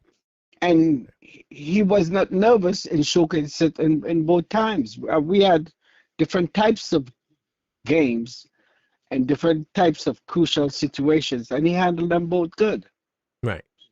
Right? And as I've been calling again, another call where I keep saying we need beef up front. Yeah, you called it. I'm like, Trev. We need that beef. Mm-hmm. See? No, I have a crazy one, and I would like you to think about this. Let's go. Because of the situation with the collective bargaining. Okay. Do you think this is the right time to strike up on Mr. Danny Ainge? Ainge is holding his product for too long. He wants too much. Yes. And I think he's holding his product for too long. And just because Giannis is being dangled, he now has to make a move. Otherwise, he's going to be holding them and he wouldn't get nothing close to what he wants. Yeah. So the only trump card though is the brothers of restricted free agent. That's his trump card. So even if another team signs him, he can match it. Well, we surprisingly we can make a trade with him. Okay. So I mean, well, I know you want to trade hard. I know you willing to trade anybody. So no. I said the reason why I would have traded hard is because he was doing the same thing over and over, undecisive on shooting the ball. He has done a lot better since I said that, didn't I? Right. Yeah. He's been decisive. That's the big difference. That's the only big difference. Yeah, 100%. You got to, because all the plays that have been run, all the sequence they had, you had to make that decision and get it over with. So everybody's looking for the shot. Right. And when you don't, you throw everybody off. That's why you can't get the rebounds. You're not in the right position. Exactly. Because that shot should have been up there. That's what you call bad basketball. That's right. So now let's jump back again to Kolek. Okay. Look at the passes he's been making. Oh, incredible. Right? Yeah. And look at the 3-pointers he's taken. Yes. Yeah. He's not just making them, he's taking them at the right time. Bingo. See? This is what I've been saying all along. So all we need now is somebody up front who will look at the basket. Right. Yeah. And not just pass it, default. Right. No, I said Jameson. Now Jameson just need a little more time. Same thing like Kolek needed time. Right. He needs some time. He's not no superstar, but give him some time. And I think it's going to I think it's going to work out for us. That's why we just need a nice Thomas Bryant or somebody up there. I would love to get Tom. Oh, I'm Trev. Let me tell you something. Thomas Bryant, perfect for us. Because the Knicks always need an enforcer type person. Right. Always. It's New York. And we need to bang some heads. When people start getting rough, like Bane and all of them. We need to bang some heads to show them that, hey, guess what? We could do it too. We ain't going for it. That's right. Yeah.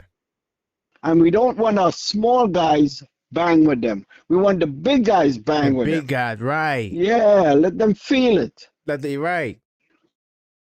Yep. So this is what we need. We need some beef. Yeah. You know, it's nice to have a next guard or something, but we got the guards right now. Nah, man, we got too many. Like some people talking about we want Dante back. Why? No, you know why I don't want Dante back? I watched him play up to last night. You know why I don't want Dante back? Uh-huh. I don't think he has the right temperament. Okay. To last. It's the same thing happened with Julius Randle. Right. He doesn't have the right temperament to play for New York. Right. Some people are built for New York, some people are not. Exactly.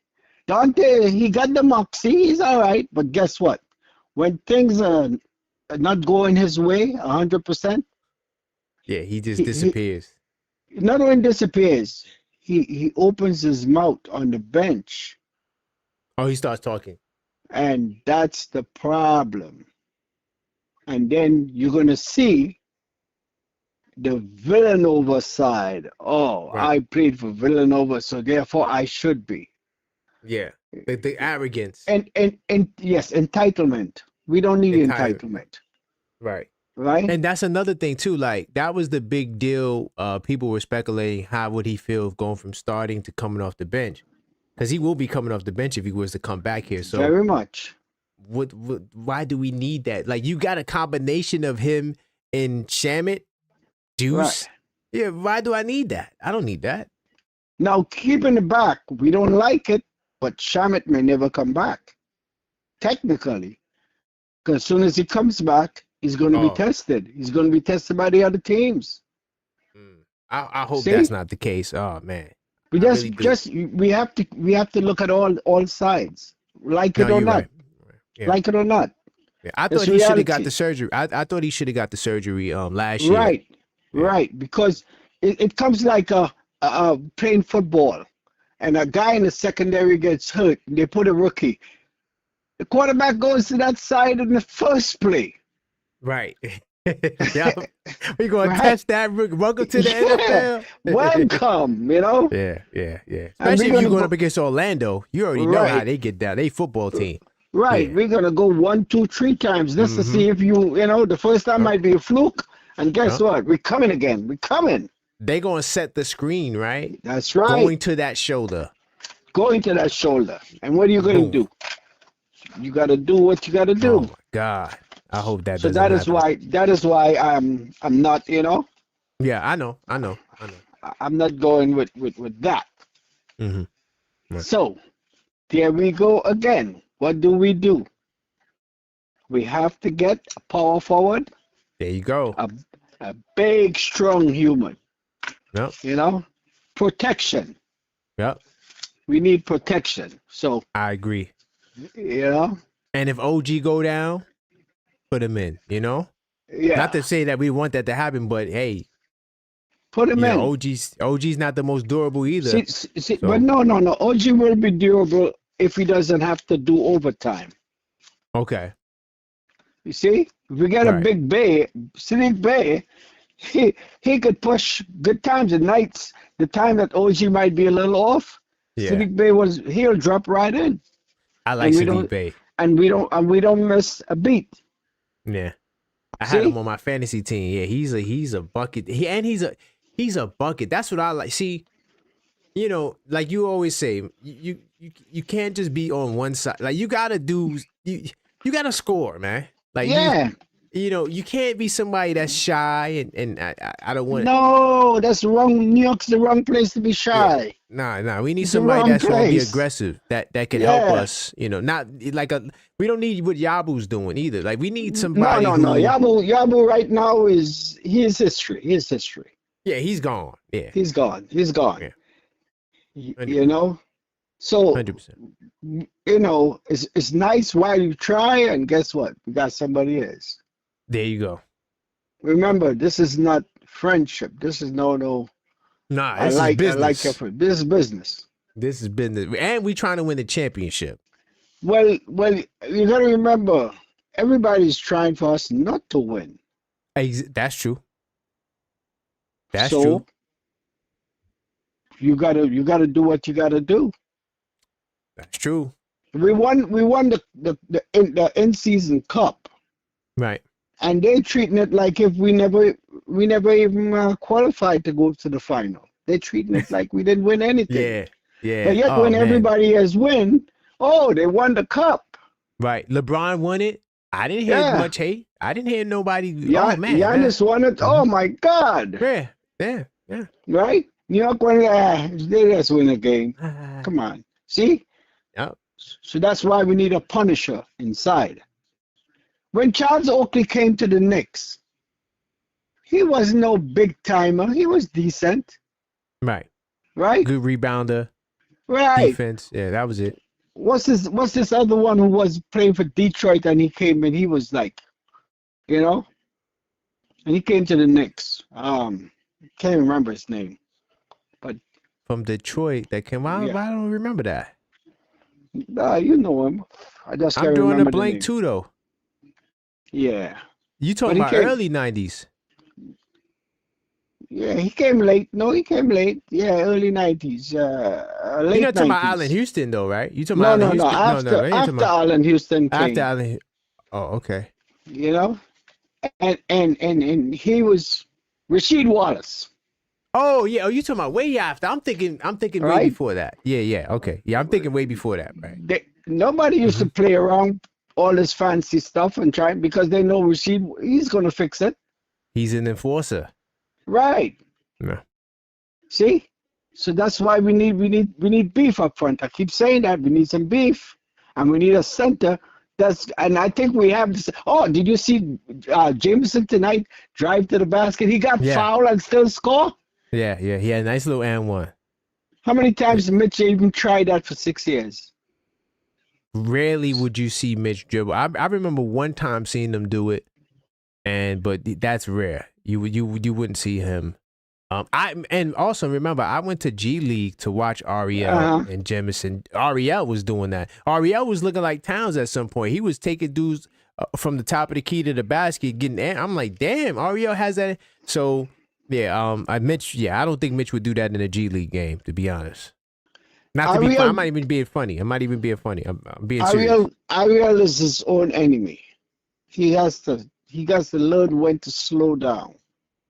He goes at one speed, and you have to, he got to take his time and do that, Yeah, but that's gonna come with reps. He needs more time too. He's raw. He's just really raw. He's big time raw. Because remember, and that's Tip's fault. Because instead of playing Jericho Sims, he should have played him. Man, I keep telling y'all, Tibbs wasn't no real coach. Man, you was right. No, you was on the money. He was an opportunist. Tibbs was mostly an opportunist. This is simple basketball 101. Yes, he won some games. Yes, but guess what? Basketball 101. You have a product. Let me tell you why he was bad. Okay. If you have a product, no matter what it is, you have to try to develop it in some form, because if you want to keep it, it's already developed. If you want to trade it, you have some value. How many years our rookies had no value? That's true. Not getting no run. No run. All the rest of the teams are like, yo, we don't need this guy. We never seen him play. Right. So I'm getting first round picks that has no value because nobody sees them play. Yeah, nobody knows Pacome Dadier. No one. When we picked Duran from Detroit, yeah, that was before bad. He was. I was so happy. Yeah. And I could tell you he was traded because Tibbs didn't want him. He was like the perfect pickup, and I was like, yes, we finally got him. And then there's a trade. And I knew that Tibbs wouldn't want him because he didn't play any rookies. He wasn't gonna play no rookies. He probably didn't want Obi Toppin too, but He didn't want Obi either. Obi was supposed to be Randall's replacement. Right. You know? Yeah. But then Randall had that good year, so that's what happened. You see, so this is what I'm saying. He doesn't develop our product, so therefore our product is worthless. Yeah. We could have 20 first-round picks. Ain't none of them would have panned out because none of them hit the floor. Yeah, they wasn't getting no shine. No matter what situation. Yeah. Only RJ and Quickly got any real opportunity under. Because he had no choice with Quickly. He had no choice with Quickly and with RJ because RJ was a third pick. Right. Third pick, he had no choice. You had to put him out there, right? Yeah, no choice. How many days he was like frustrated for everything, you know? Yeah. How many days the guys, you know what I used to see? The guys used to be watching the bench, expecting, especially Quickly, expecting to be pulled. As soon as they got there, they make one mistake. That was Quickly's thing. He would look at the bench every time. Yes, because he knew he was going to get pulled and never go back in. Yeah, 100%. Bad coaching. I feel you. But yeah, I'll let you get the last word, Trev. Let's keep it running. We need a center. We have a center that we could develop to run. Right. And we need a real power forward. As you say, 6'9", 6'10". So give me the 6'9", yeah. Right? 6'10". Mm-hmm. A bruiser. We need a nosebleeder. Mm-hmm. Right? Because that's how Desmond Bain bruised you up, right? Franz Wagner. You need somebody you could throw on Wagner that's going to really like harass him. No, make him look. Yeah, dude, this ain't going to be an easy night tonight. I'm in your grill, you know? Yeah. Right. So, all right. All right, man. So I appreciate you, Trev. I do listen. Have a good night. I'll be listening for a little while. All right, no doubt. Salute. All right.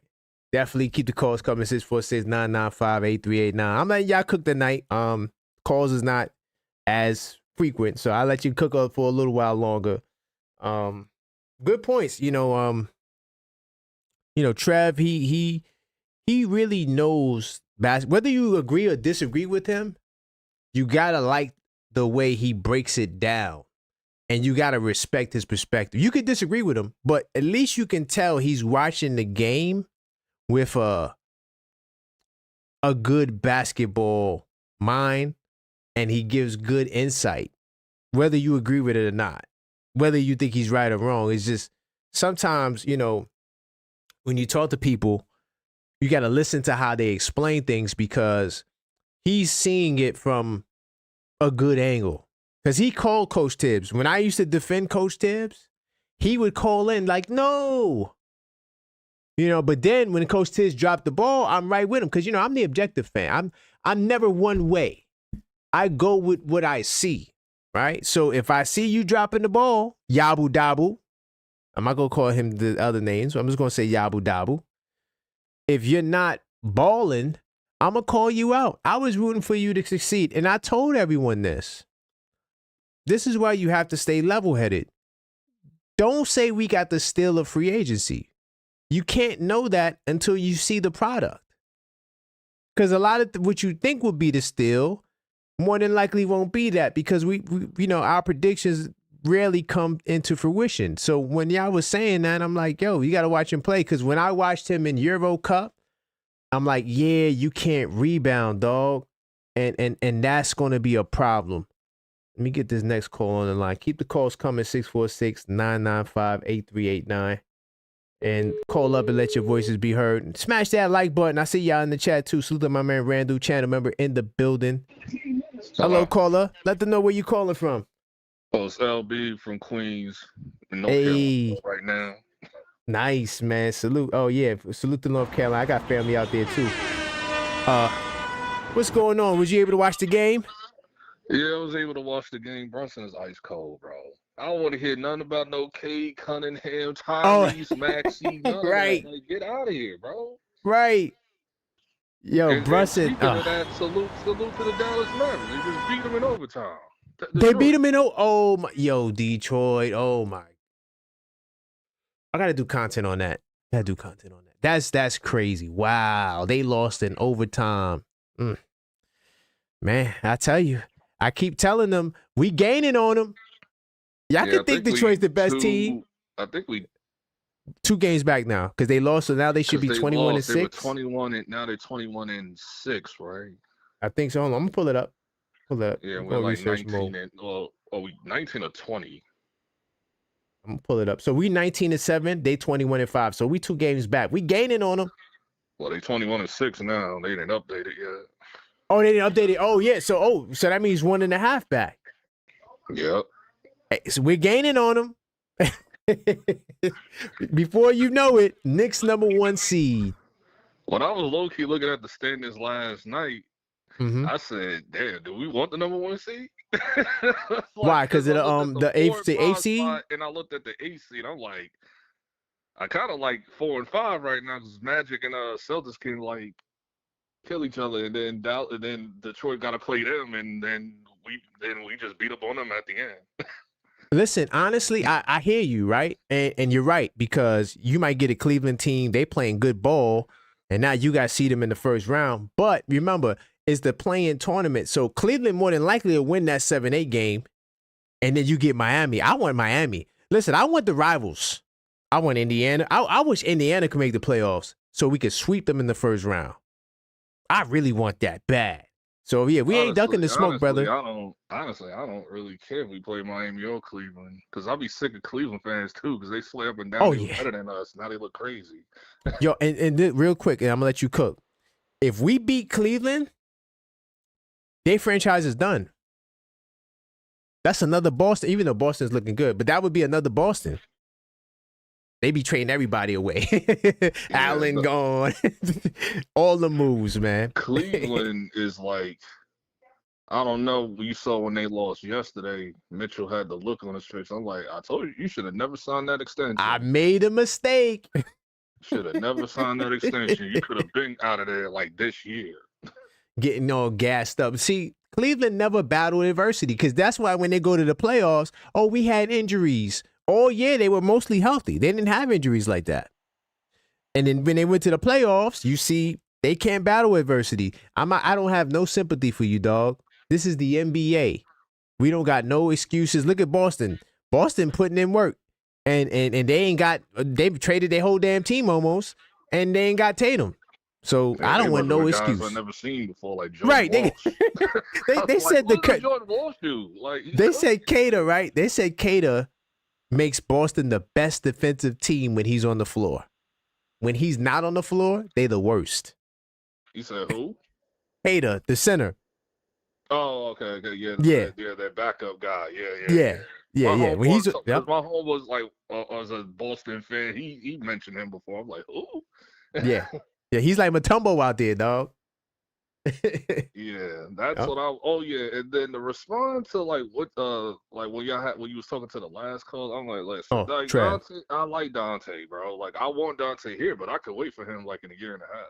Like, okay, so if we needed a 2 guard, I wouldn't mind getting Dante, but we got just too many guys his size, man. We got to make a decision. Like right now, realistically, I know we love all of these guys. I know we love Shamet, Deuce, Clausen, Kolek now, but yo, Deuce. You got to get somebody 6'9", bro. You got to break that up. Get rid of one of those guys and get somebody 6'9" that can play. Yeah, I'm not saying trade Yaboo or whoever for no. Like that's what I'm saying. I could wait for Dante. Like, you saying to wait for him when he's a free agent. Go get him back. Yeah, I got you. But it's either that or it's like if we're able to get him for nothing in the summertime, then go get him. But it's like for Yaboo. From what I've been seeing in the media today, I'm like, man, go get Precious back. Ooh, that's it's difficult to get Drummond. Like I saw Ian Begley talk about Drummond. I'm like, that's not happening. Yaboo back, and Yaboo don't want to be there either. So yeah, that's not. He's not going back to Philly. So and Leon Rose doesn't trade you where you don't want to go. Driving all offense now with Mike Brown. So Man, I think Precious would be the perfect fit because one, he plays defense and he rebounds. So your offense could be bad, right? But if you're defending and rebounding, they'll find that's useful. See, Yaboo can't play no damn defense, nor does he rebound, and then he can't even score. That's his problem. I think he's like the perfect ideal like player that's still a cheap contract. Yes. And Tibbs ain't here, so Precious can actually get some play time. Honestly, I'm mad I didn't think about that. Go get Precious back. Yeah, I know some people ain't gonna want to hear that, but talking about it, so apparently we might get him back. He defends and rebounds. Sadiq Bey too. I've been seeing a lot of the Sadiq Bey stuff too. Yo, let me tell you something. If we get Sadiq Bey, bro, our offense will be so much of a cheat code. Like when we healthy, like the scoring that we would get from this team, like he's averaging like 15 a game, Sadiq Bey. Yeah. You bring him off the bench. What is he? He's like 6'8". He's 6'9". 6'9".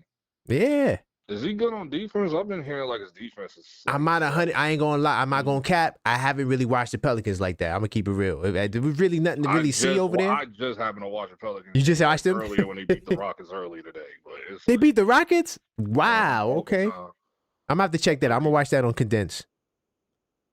Okay. So, I was like, yeah, if you can get Sadiq Bey, because I didn't know what his contract was, and he's not happy in New Orleans anyway. So I think he's around like $5-6 million.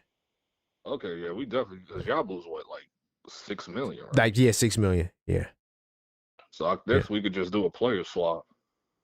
Hey, if listen, I'm down for the fleece, dog. Look, these little teams that don't know what the hell they doing, you gotta take advantage of them, bro. Hey, I got this, ice cold beer.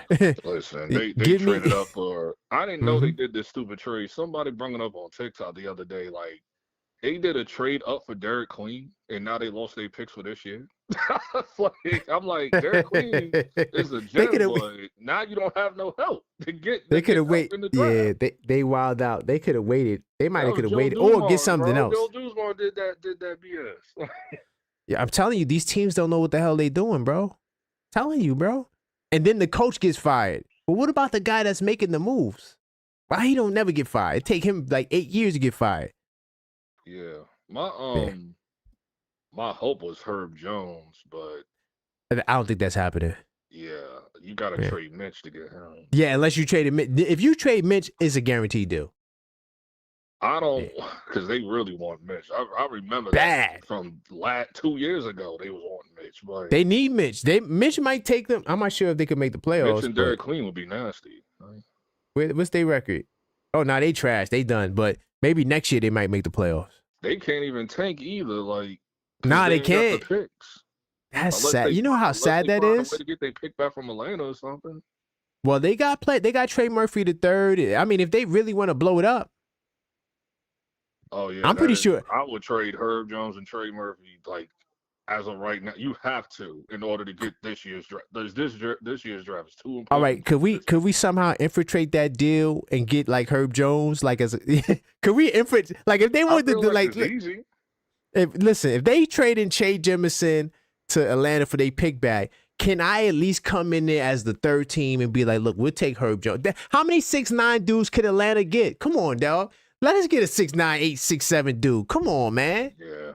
That's not fair. Atlanta got like 10, 6, 7, 6'8" dudes. From what I saw, I don't know like how true this was. Like New Orleans made it perfectly clear we're not talking to the Lakers at all.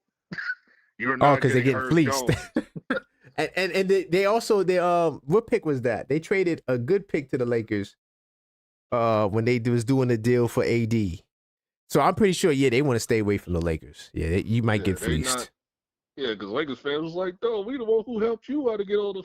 Yeah, y'all kind of low key fleeced them, low key. Like, no. The Lakers fleeced them, dog, because all them pick players they traded them all. They don't got no more Laker players. They all gone. It didn't work. That is true. And Lakers got the championship. Like, I would love a Herb Jones, but Yeah, that's like summertime, like conversation. Yeah, that wouldn't even be now. Which I think we're going to keep Mitch until the end. I'm leaning towards keeping him. I'm keeping it real. I think that, and then he just walks. So yeah. I even if he walks, do a sign and trade, if that's possible, we could do a sign and trade to whatever team he wants to go to. Hopefully, it's New Orleans. I'm praying that it's New Orleans. Yeah, I think New Orleans, they'll be dumb enough to do a sign and trade. I think we could get some. Maybe in that case, you might could get a Herb Jones. But in terms of keeping Mitch, I just want him for the potential Wemby, Sengun, Jokic series in the finals. I think you could use him in those series. Yeah, yeah. You know what I'm saying? I think it might be one of them. Yeah, you get 20 good minutes out of Mitch. Okay. You know? Yeah, it's did you have a Giannis talk today? Because I remember you talking about that yesterday. You might have some Giannis conversation today. Okay, damn, we're gonna go discuss Giannis again. What about him? Okay, this is what I was saying yesterday. I wasn't saying that we was going to trade the whole team. I know that will not be the case. This ain't going to be like the Rudy. Oh yeah, you inspired my rant that I had. Yeah, I had a rant. Go ahead. Yeah, it wasn't the Rudy Gobert shirt. Like no way. But it's I'm not trading Mikal or OG or Cat or Deuce because that's what they want. They're gonna want OG or Mikal, and I'm like, no, I can wait for Giannis in a year and a half, while I want him plugged right in with Cat and OG and Bridges, where he ain't got to do no extra work and just do what he do. Nah, it's not gonna work like that. Remember, you a second apron team, dog. You don't got no money like that. In order to make moves, you got to do a trade. There's no way to sign him. Well, Deuce will be probably be the one that's gone. No, forget he's Deuce. Free agent also. Listen to me, brother, and I could put it on the screen. You're going to be a second apron team from here on out. If you keep everyone that you want, there is no flexibility. That's gone. So once you become a second apron team, now to do a Giannis trade, it becomes even more difficult. I didn't want to let the cat out of the bag. I got an unfiltered thought on that on the channel. If you are a channel member, go check out that video. I explain why it's better to trade for Giannis now versus later. Next season, I got it on the screen. Next season, you will be a second apron team. Like, there's no way to avoid it. Once you become a second apron team, you can no longer aggregate players. Meaning, if you're going to trade for Giannis, you have to pray that they'll do for Towns because he's the only one that makes the same money as Giannis. It would have to be Towns for Giannis straight up. You can't sign and trade. There's a lot of limitations with the second apron of things that you can't do. So if you become a second apron team, it's going to be impossible to trade for Giannis. Yeah, I'm aware of that because I saw that too. But right, and then you will have to, and then really quickly, and then you will have to blow up your team because now you have to free up salary to get under the apron to make the deal, and then you're going to be hard capped at the second apron. But yeah, the reason it's a lot to it. So the reason why I'm like so confident in that because our capologist is like peak. Like he knows how to do the math to like find loopholes in the CBA. No, listen, we got Brock Aller is the best, but he can't avoid what I'm saying. If you're going to trade for Giannis, you need to do it now, and it's not going to cost you that much. Yes, you're going to have to separate with some of your favorite Knicks. You can't. This is not 2K. We can't put Giannis with OG and Mikal and no. This is not 2K, brother. You're going to have to give up at least two of those guys. It could be Towns and Bridges, or Towns Deuce, and maybe or Towns Mitch. You know, it don't have to be all starters. It could be some bench guys too. Get that third team to give picks. And boom, now you got Giannis. But no, you're gonna have to give some. That's what I'm hoping for the bench. Like we might have to like let some of our bench, except for Josh Hart, he's not going anywhere. He's staying right here. But like as far like with Cat, he's also a free agent coming up in a year and a half too. And it's like, are you willing to take a pay cut because I know you want to stay here? Hey, brother, listen to me. There is no. First of all, look. You see how much OKC they love each other? There was nobody took a pay cut. You hear me? I feel you, but Brunson they all got their bread. Brunson did it. Brunson is not doing it again, dog. That's over. I know he'd be Brunson, stupid to do it again. That was his one freebie for us, but that's the one free dude. He's not. You know how much money he bro? The amount of money this brother passed up. Because you would have imagine if Brunson would have came out and told the Knicks, "Yeah, I need 270. I'm not even gonna hit you with the 300 because he could have got 300 too. Just give me the 270." Brunson's definitely getting 300. Like, when is his contract? 2028 or 9? Yeah. Or Oh, yeah. No, he might could get getting the 300, whatever. I'm not sure if 400 would be coming and all that. I'm not sure if 400 will be that. If 400 is coming, I'm not sure if it will be that year though. But the $400 million deal is definitely coming.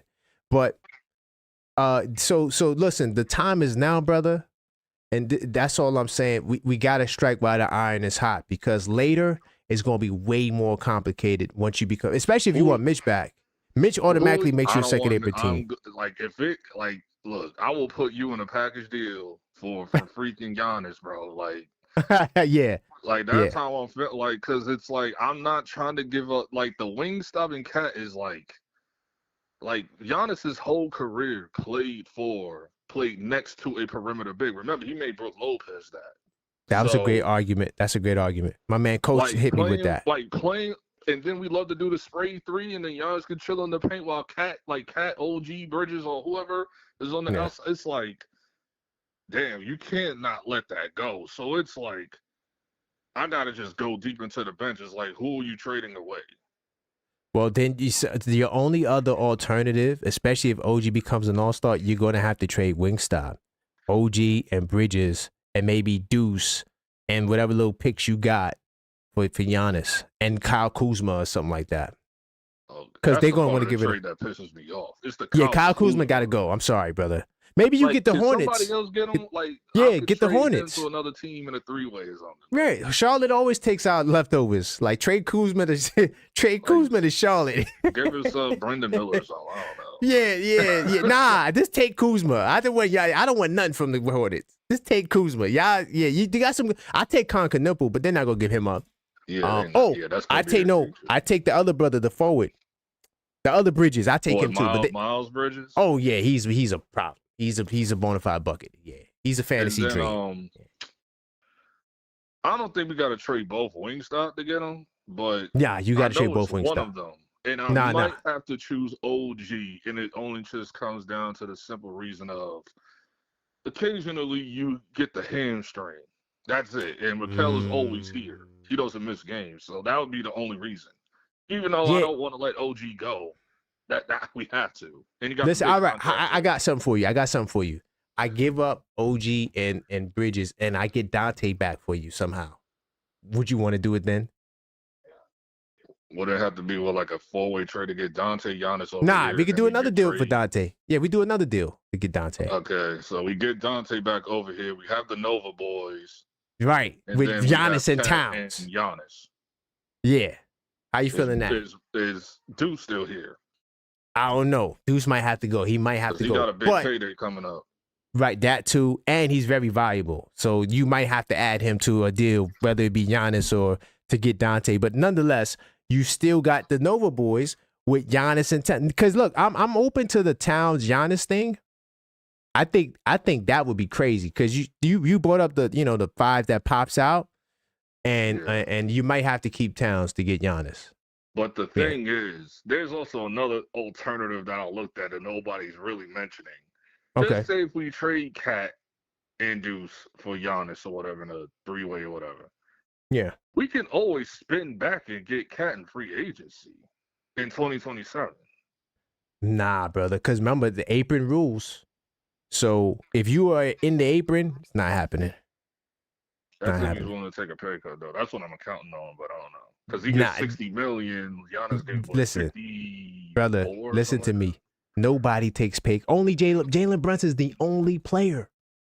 And when I say only, he's the only one to do what he did. Because he really wants to be in New York.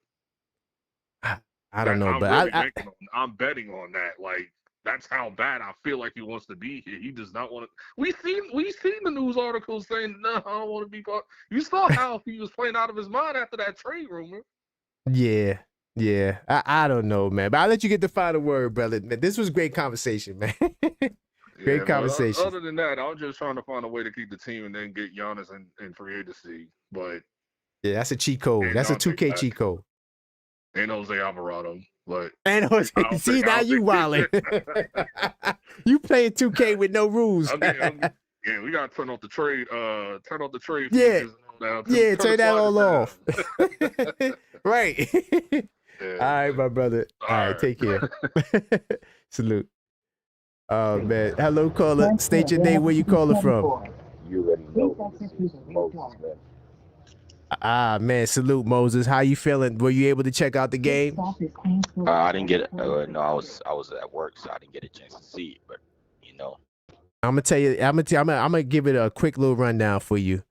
Jalen Brunson saved the day, hit the game-winning 3 like he always does, and got us out of a nasty, ugly game. I mean, the Pacers, they out-rebounded us. We didn't have Mitch, Hart, or Towns.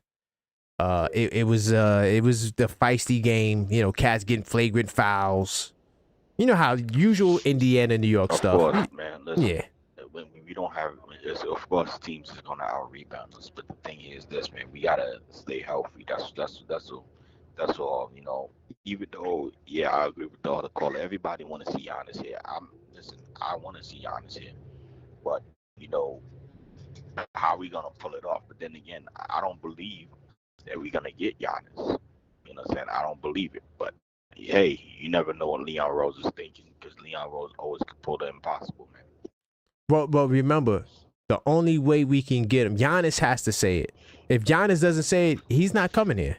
Giannis has to say, I want to go to New York. Until he does that, yeah, I'm with you. There's no chance Giannis comes here. Yeah, there's no chance. How many times I told you, like, you're Giannis. Giannis is not stupid. If you're Giannis, why would you want to go to San Antonio and they're not that good? I think San Antonio is an upcoming rising, but why would you want to go to other teams?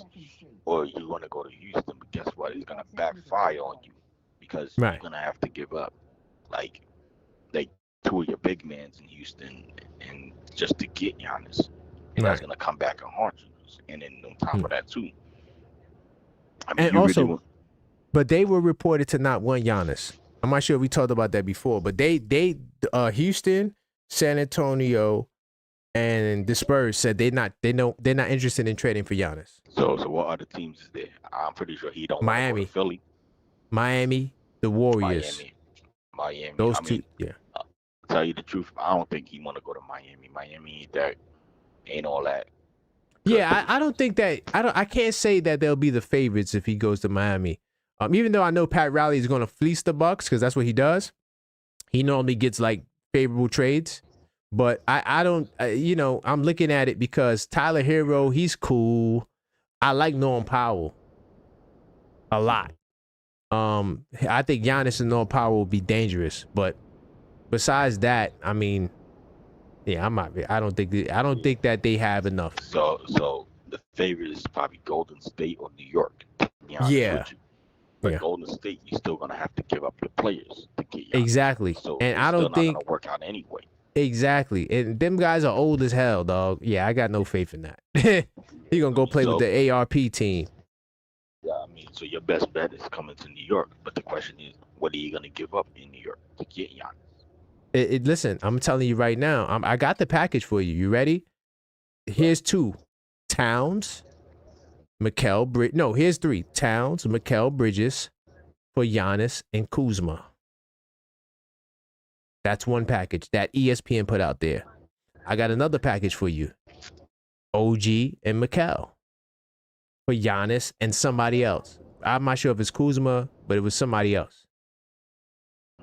Do those trades sound like we could be in fleece, like we're losing our team? I mean, a wing. We could get wings.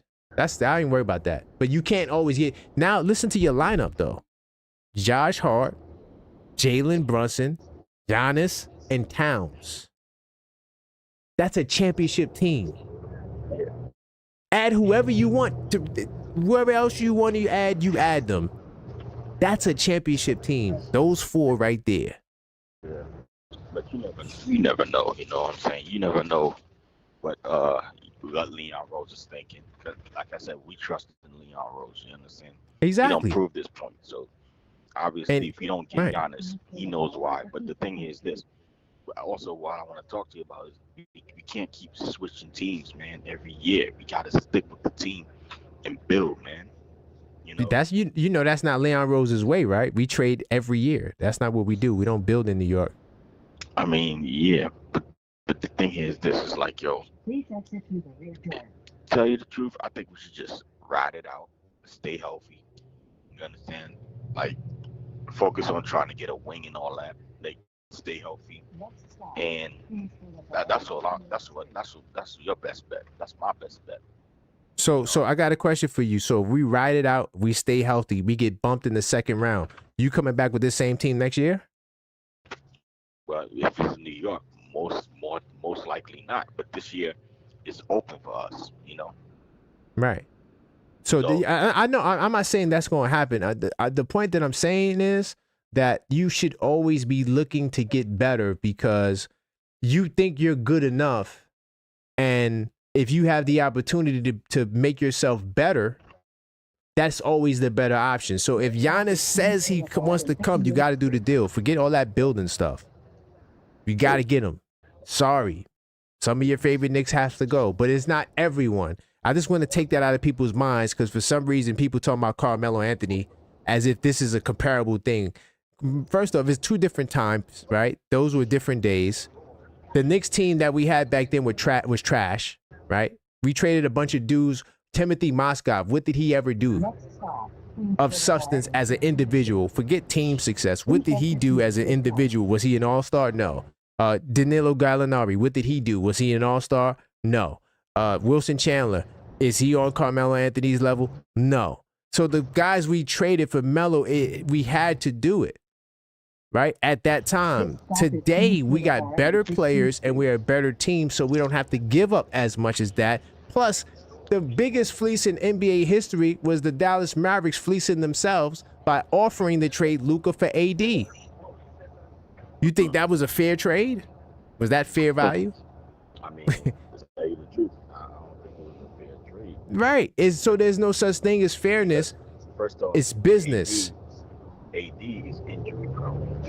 Luka is not. And even those exactly. So what I'm gonna say is this: is like, I mean, look, if Giannis you just gotta ride it out. You know? Right? Yeah, that's fine. That's fine. But the thing is this: you gotta. I like this up-tempo game. That's one. Two. Right. I mean, what you think about trading Giannis for Quentin Grimes? That's not happening. Bro, we got to do realistic trades, dog. There's no way he's going to go back to Philadelphia. And Leon wouldn't do that to him. Yeah. So who would you trade him for? Who, Yaboo? I don't know. I don't know what you could get for Yaboo at this point. Maybe a bag of chips and some Skittles, man. I mean, but also another thing, we need to look for some big ones. Like, there's not too many big men in the league now. Yeah. Center, need to win. That's not too hard. Right. So you need right. stars because if you're gonna play in the postseason, so gotta be healthy.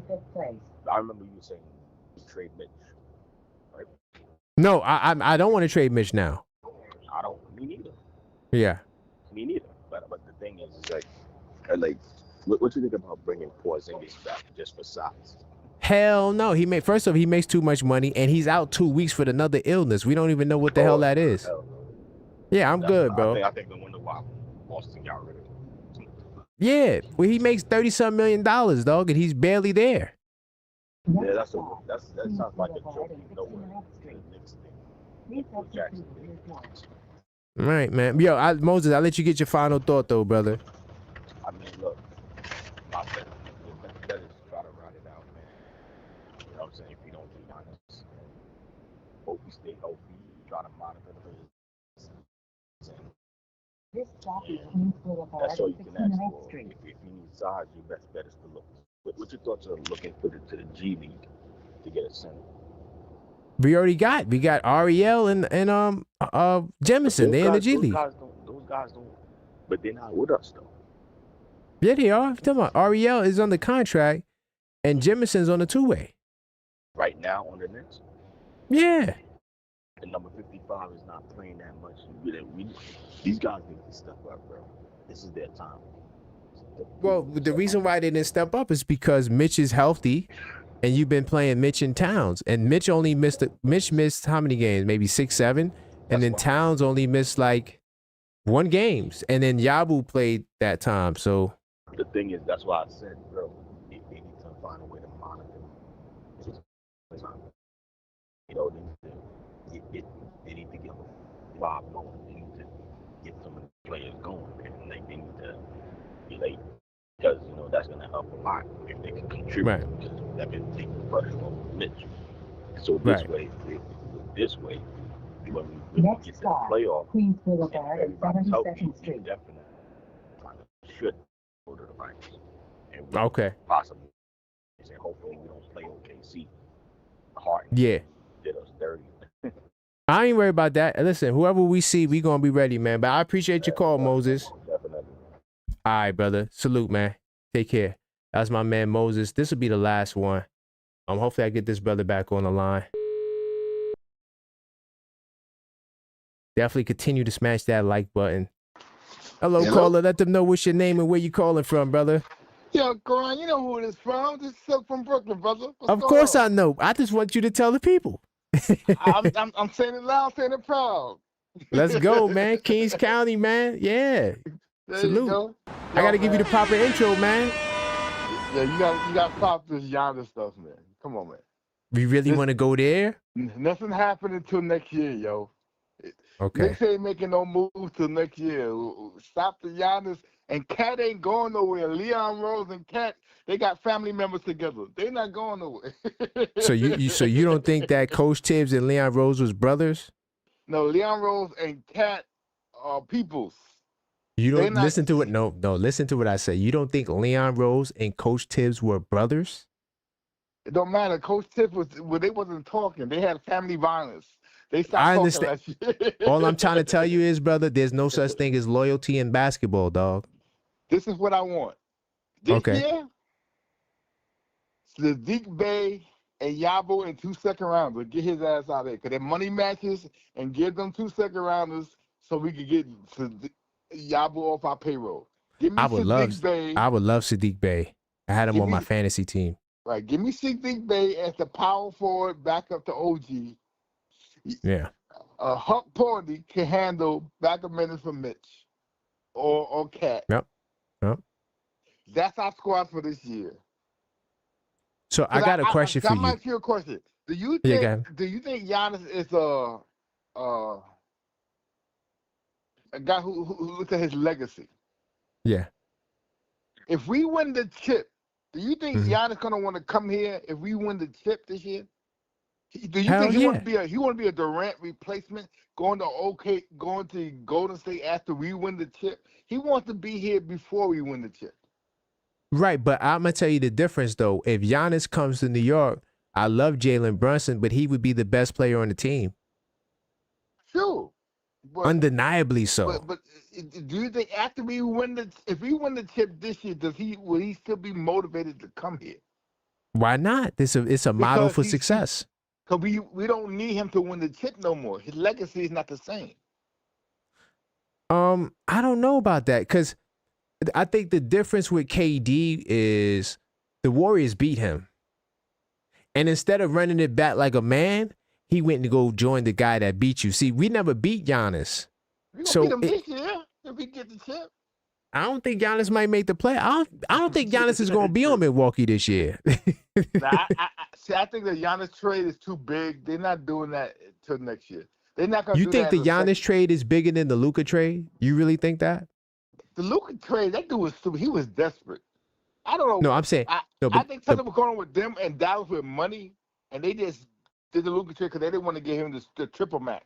No, I'm going to tell you what it was. It was Nico Harrison, right? Convinced the ownership to trade him.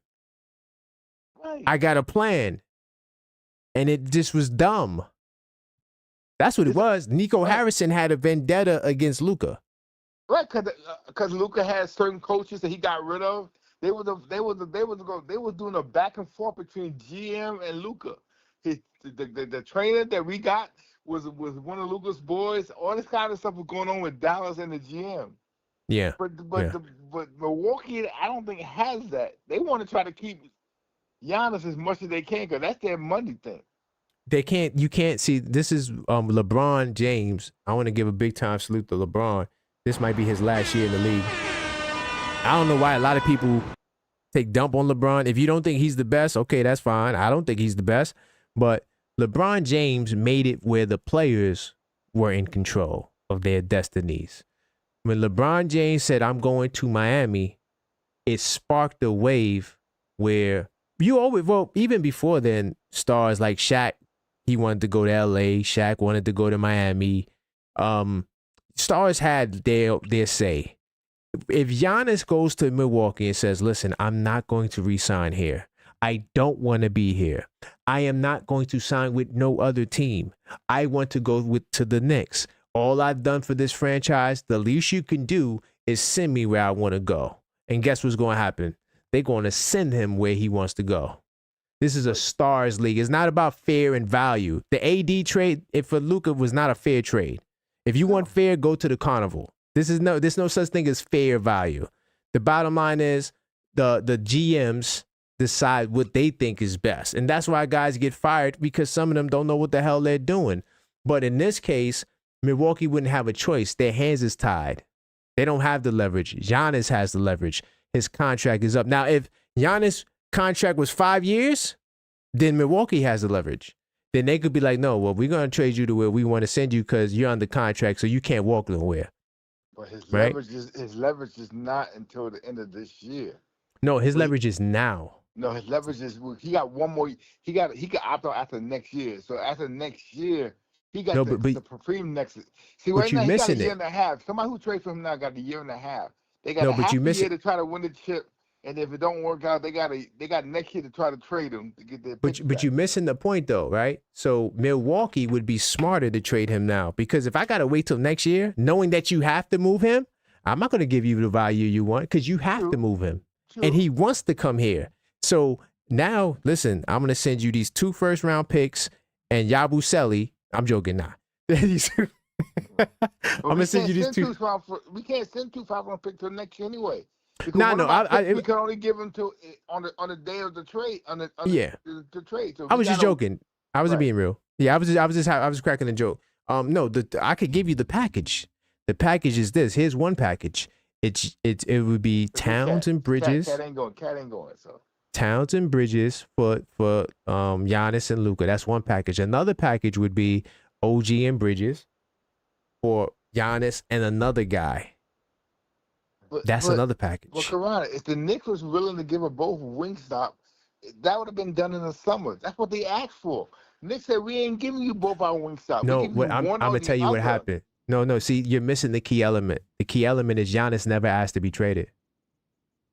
That's the key. That's the missing link. Giannis never said, I want to go to New York. When they had the offseason meeting, the Bucks GM, don't remember his name, convinced Giannis, hey, we're going to build something here. That's why we we signed Turner. They were making moves to try to convince Giannis. That's why they signed his brothers, to try to convince him that, yo, we want to make this happen. But when they started playing and they were losing, and that's when Giannis was like, yo, I got to talk to you guys about my future because this is not going the way we said it would. And that's where the big stir was. Oh, Giannis went to go talk. And that's when all these rumors came out with the Knicks again. But until Giannis says, one, he has to ask for the trade. He never did that. No, 2, still not. He's blaming on his agent now.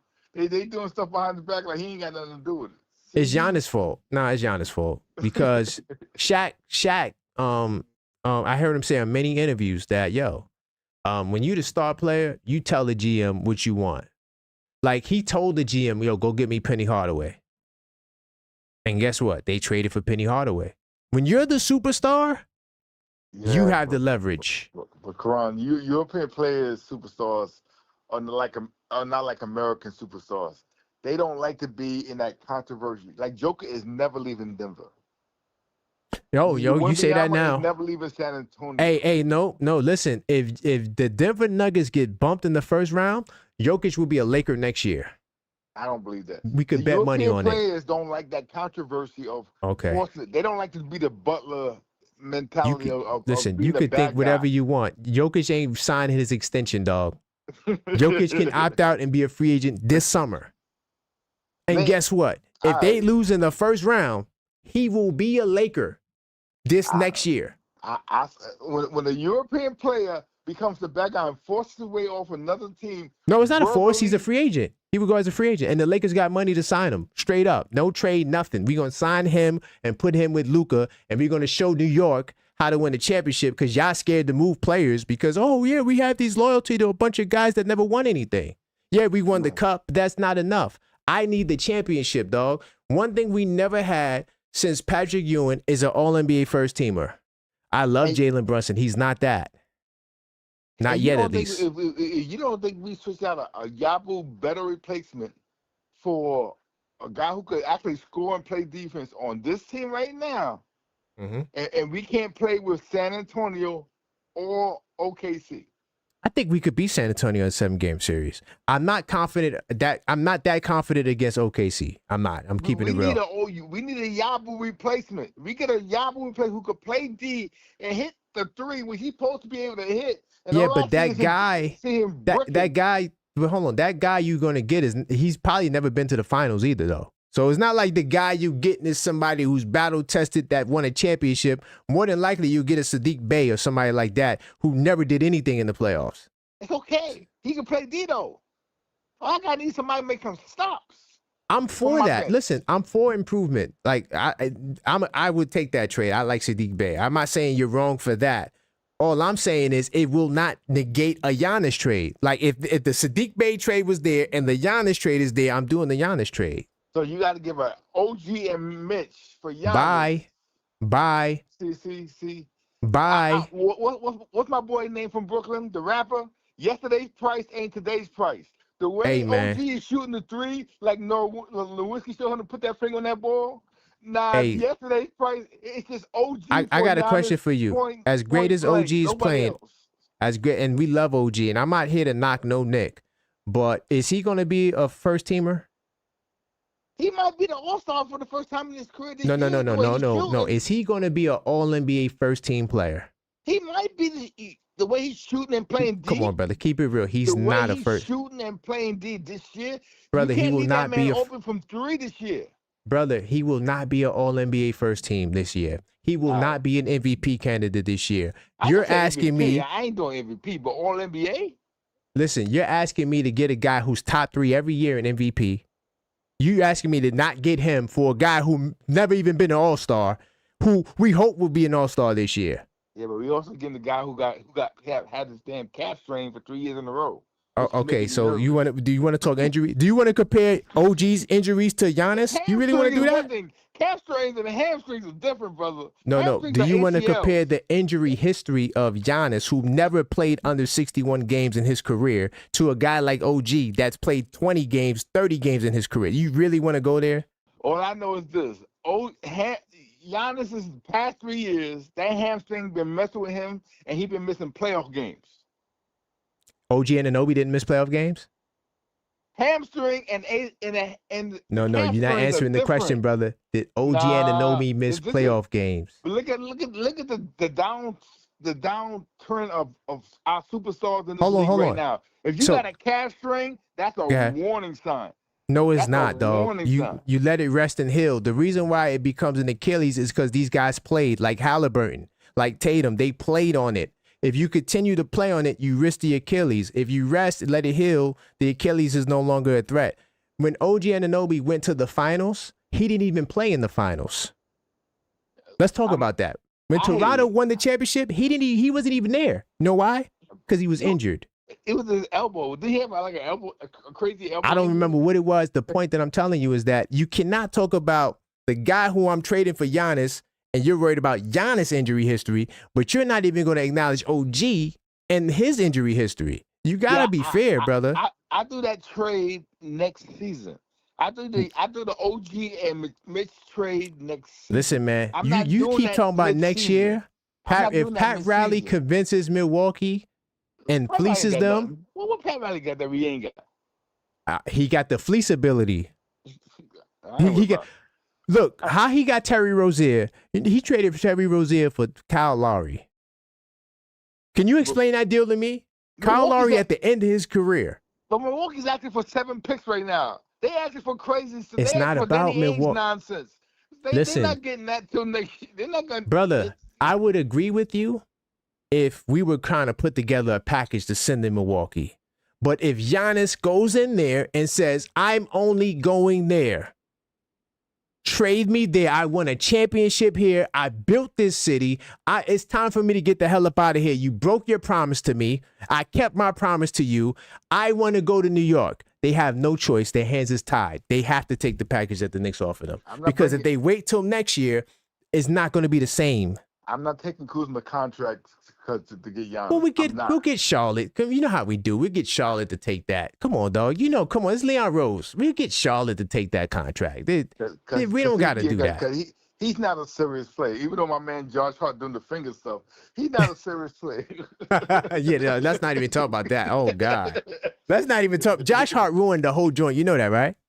I know. You know what I mean? They got him doing now he's the new dumb emoji. Yeah. What we doing? Come on, dog. He ruined the whole moment, bro. Yo, all the haters bring that up. Daddy Brunson got to talk to Josh Hart. Yeah, like, bro, come on, dog. If y'all do that in the locker room, it's still weird, but that's your business. That's your business. Don't do it on national TV. Come on. Yeah, I know. Hey, wildin', bro. But yeah, man, I'll let you get the final word. I do appreciate it, brother. And also, I do agree with you about the big guy trade. I do want that, a power forward. Yeah. Yeah. Give me some Dick Bay and Kolek again, and then we do the Giannis thing at the end of the season. If he still want to come back after we win the chip, that's what we're gonna have. If we get some Dick Bay for Yaboo, I ain't gonna call that man that 3-letter word. I ain't saying that. Mm-hmm. Right. And also, I do believe we could win too, even if we don't do the Giannis trade too. I don't want people to think that as well. I'm just about getting the best I could. That's just how I see it. But can we win without him? Of course. Because Brunson, to me, is first team this year. And I'm liking Cat's defense this year. Whatever they tell him to do, his defense is much better. He's much better, bro. People, if they shoot over and they get the shot, so be it. But he ain't doing as much. He's still sometimes the bubble grab style. Sometimes. But for the most part, he's disciplined and he's been very focused on defense. And you know what got me mad about Hart? Because he did that to Brunson. They got stupid videos about Cat now on video. Yeah. So they trolling Cat, and Cat ain't got nothing to do with it. He ain't got nothing to do with it, dog. Just because he like to wear an earring and he light-skinned it. And oh, man, it's messed up, bro, man. But I'll holler back at you, man. I appreciate your call. All right. Salute. That was a good call, man. I want to salute everybody in the building, man. We kind of went away from the Pacers game. Great game. It was an ugly game, but it was a great game because we weathered the storm. I'm happy. I was going to be very mad if I came on this stream and we lost. I'm trying to make sure I gave you all the stats. Did I give you the 3-point stat? When we shoot for 40% from 3, we're 10-2. And the Indiana Pacers, they're the best 3-point defensive team in the league. They hold teams to 33%, but they shoot 33%. And anytime we hold the opponent under 36.2% from 3, we're 11-2. So that's why when I'm watching this game, I'm like, we should win this. Like, this should not be a losing situation. Now, I know it would be close because they hate us, and that passion will carry you, but it shouldn't carry you to the win, especially after Washington, dog-walked them, literally dog-walked them in Indiana. Definitely want to salute everyone in the building on the way out. Definitely go get yourself an 82 Nights Basketball Fans Companion. Get yours now at thisweekinsidethenix.com. The link is in the chat, and the link is in the description. This is a journal, stat tracker, but it's more than just that. It comes with 12 components. You get access to things like players to watch. So anytime you're watching the game and you see a dude like Fears, and let's say you're not a college basketball guy, you're like, who the hell is this guy? You write him down in your players to watch section. We got the 10-game review. And if you are a Knicks fan or a New York fan, I have all of my notes on the 82 Nights Club, which is an online platform that this journal comes with, so I can catch you up to speed. Go to thisweekinsidetheknicks.com right now and go get you this stat tracker journal. I'm going to take you there as we speak so I can demonstrate. You know, on this channel, I like to demonstrate. So all you got to do is just go to thisweekinsidetheknicks.com. When you get there, bam, if you scroll down, it's right there. Or at the top, all you got to do is click 82 Nights Sports Journal. Go get you a copy. We got the hardcover, this which is in my hand. We also got the soft cover. Pretty much the only difference is the hardcover gives you a little bit more stability when you're writing, and it feels really good in your hands. It's hardcover, but the soft cover does everything the hardcover does inside. It has the same material, nothing different. You also could buy a gift card too. So you could get a gift card if you want to send it to someone. You could buy a gift card and gift it to someone as well. All right. But when you go to thisweekinsidetheknicks.com, you click on what you want. And if you are a channel member, you do get 20% off of this journal. Okay. So all you got to do, thisweekinsidetheknicks.com. This is why I'm on the money. Like, I literally study the Knicks, bro. Like, I mean, I told Yuri, I said, yo, you watch basketball. I watch numbers. I am truly Stat Master Miyagi, but I put the stats in context. So you're going to get access to over 70 Knicks stats. And most of the stats that I track, you really only could get it from me, like DRMD, dominating the rebounding matchup differential, which we lost tonight. That's pretty much whether or not we out-rebound the opposing team. We lost tonight, and we are now 3-2 when we lose the rebounding battle. But when we win the rebounding battle, let me go, I believe we are 13-1. Let me stat check that. But these are some of the things that I keep track of. And this stat, honestly, was very valuable to us last season because last season we weren't like the volume-wise in terms of leading the league in rebounds, but we were like number 2 in opponent rebounds. We would keep the opponent off the glass. So on many nights, we would dominate the rebounding matchup differential, and we would, very successful when we did that. So this year we are 13-3, not 13-1, just to stat check. And yeah, you get all that and more. All you got to do is go to thisweekinsidetheknicks.com and order yours now. Also, on the way out, I do want to talk about the channel membership. Let me see what Melo might talk about. He said Giannis is a whole different story, but Milwaukee's going to want some extra bodies. I'm not shipping our team. Why do y'all keep saying that? It's like I got to keep repeating myself, man. Why do y'all think, listen, look me in the eye. You're not going to trade your whole team for Giannis. You guys keep saying that. Giannis cannot come to New York for a package that is fair, meaning we put in a package, yo, we want to send you Towns, OG, Bridges, Deuce, Kolek, and 5 picks for Giannis. That's not how that's going to work. How it's going to work is like this. Giannis is going to sit the GM down and say, look, I want to go to New York. I only want to go to New York. You could send me wherever you want to go. I'm not going to re-sign with them. It's going to be like Toronto. I'm going to leave and I'm going to go sign somewhere else. So if you don't trade me to where I want to go, then you're going to lose me for nothing. I want a championship here. You guys are thinking, oh, it has to be fair. The Luka and AD trade is not fair. Most superstar trades are not fair. It's not. So, salute to my man, Mellow Mike. The reason why I went there is because he was a channel member, and I just so happened to see the star. I just so happened to see the comment. So when you join the channel, you get access to a lot of perks. Talk to you about a couple of them. Hardcore Knicks fan, starter Knicks fan, which is really the hardcore Knicks fan plus. You get access to the Knicks Tape Madness Discord server, 24/7 server. Guys probably in there right now having a conversation. We talk Knicks 24/7. It's not a free for all. Anything goes. Because I like to have structured, good conversation, no trolls, too many trolls. Like on the shows, I get a lot of people calling me from anonymous numbers. I will never answer another anonymous number ever again. So the trolling is out of hand. So I'd rather deal with a community of real, Knicks fans that know the game and want to discuss it. And if you're feeling the content on the channel, you will be feeling the content inside the Discord server. Okay.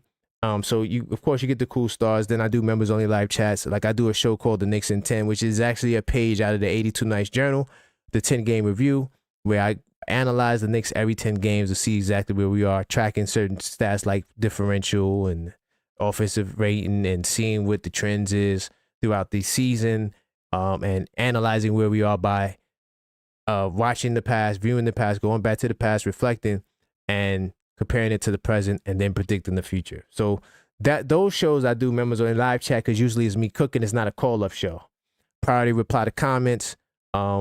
Anytime, like Mellow Mike in the chat, if I see somebody with a star in the chat, I'm going to look there first. Or just on comments in general. I drop content every day on this channel. We always got something cooking. And so, we get a lot of comments. So I make sure I go talk to my members first. I got special video series from Unfiltered Thought to me hooping. I mean, there's probably like over 50 members only videos on this channel that you could go check out right now and binge, right? If you're a YouTube binger. And of course, members get shouted out. And like I said, members get a discount on all the merch. 20% off on the 82 nights. Discounts on the hoodies. Definitely go to shop.thisweekinsidethenix.com as well. Go check out some of the merch. We got the Captain 11 hoodie, Bodega Cat hoodies, right? Go check it out now. And I appreciate all the support, man. This was a good show. Even though we stopped talking about the Pacers, somehow we get started talking about Giannis. And then once we start talking about Giannis, it just changes the whole show. I don't mind it because I think that anytime we discuss Giannis, we need to put it in its proper context. The Giannis trade can happen, but it's on Giannis to make it happen. The GMs can't make, Leon Rose can't make the Giannis trade happen. Giannis has to make the Giannis trade happen, and he hasn't done his part yet. So on the way out, I want to salute the guys. Hold on, let me see this. See if my man on Mellow Mike responded. He didn't. I don't think he responded. But on the way out, I'm gonna do a gamification chat. A salute to my man AP, one of the first channel mods at the #1 spot. Mellow Mike, Knicks State Madness Discord server, channel member number 2. Coach, Knicks State Madness Discord server, got to get you back in there. But channel member, one of the first mods. Salute to my man Zach, always the first in the chat. I appreciate you, Zach. Great to see you. LB, NY City, salute to you. #5 spot. Of course, Yuri, Michael, Knicks State Madness Discord server, channel member. I appreciate you as well, Yuri. Thank you for calling up. Salute to all the callers as well. My man Gino, who called up? JJ, Trev. Who else called up? LB, Ron from Baltimore, Moses. Yes, salute. Maybe the Ron called. Did Ron come from Baltimore? No, Ron from Baltimore, not Juan. Ron from Baltimore called up. And JJ. Salute to all y'all who called up. All right. As well, salute to my man Crim's dad, of course, channel member. Sometimes he gets on my nerves, but that's my guy, Crim's dad. Always look forward to his comments. He always dropped the eyes to let me know that he sees what I'm saying. Salute to my man Nick Shaq, Jose, channel member. Great to see you in the building, Jose. JM3 in the building. Akira, is that Akira? I'm not sure how to pronounce that. I'm gonna say just Akira. Sorry if I butchered that. My man X Conscious in the house. BS10258, one of the first channel mods, channel members, Knicks Tape Madness Discord server. The great Maxine in the building, literally in the building. Salute to you, Maxine. Surprised you still up. Randu, channel member in the house. I see you, Size 9. I'm still not really rocking with you, Size 9. You owe me an apology, brother. I'm not really rocking with your comment that you put on the poll the other day. Yeah, Size 9. I see you. Salute to my man JJ once again. Thank you for the call. Cash, Cool Breeze, Sherwin in the house. I appreciate you, Sherwin. Great to see you. Jeremy's house. Just Knicks in the building. JJP, NYC, Knicks Tape Madness Discord server. Slow Runner. George. I'm just going to say George. Loretta Smith. Kwame Robertson. Anna Grill. JV Hammer. The 77th. And of course, my man J-Tap, my Knicks Tape Madness Discord server channel member. I appreciate you, J-Tap. You haven't been calling up. I'm curious to hear your points on some of these things. I mean, you was very passionate the other day about the banner, I want to know if you changed your mind. So to my man Michael on the way out, man. I appreciate all you guys, man. That's all I got for you tonight. We'll be back tomorrow. And 10:45, that's the call-up show time. I got my man Sid. He's a Philadelphia fan. He will be in the building. He will be calling a little later into the show. So we're going to have the ops on board. Listen, I ain't ducking the smoke. Win or lose, on Fridays, I'm trying to get somebody from the opposing team to call in so we could have some really good structured conversation. All right. And then, of course, podcast on Monday. But look, man, that's all I got for you tonight. I appreciate every single one of you. On the way out, they got it done. And until next time, as always, let's go Knicks.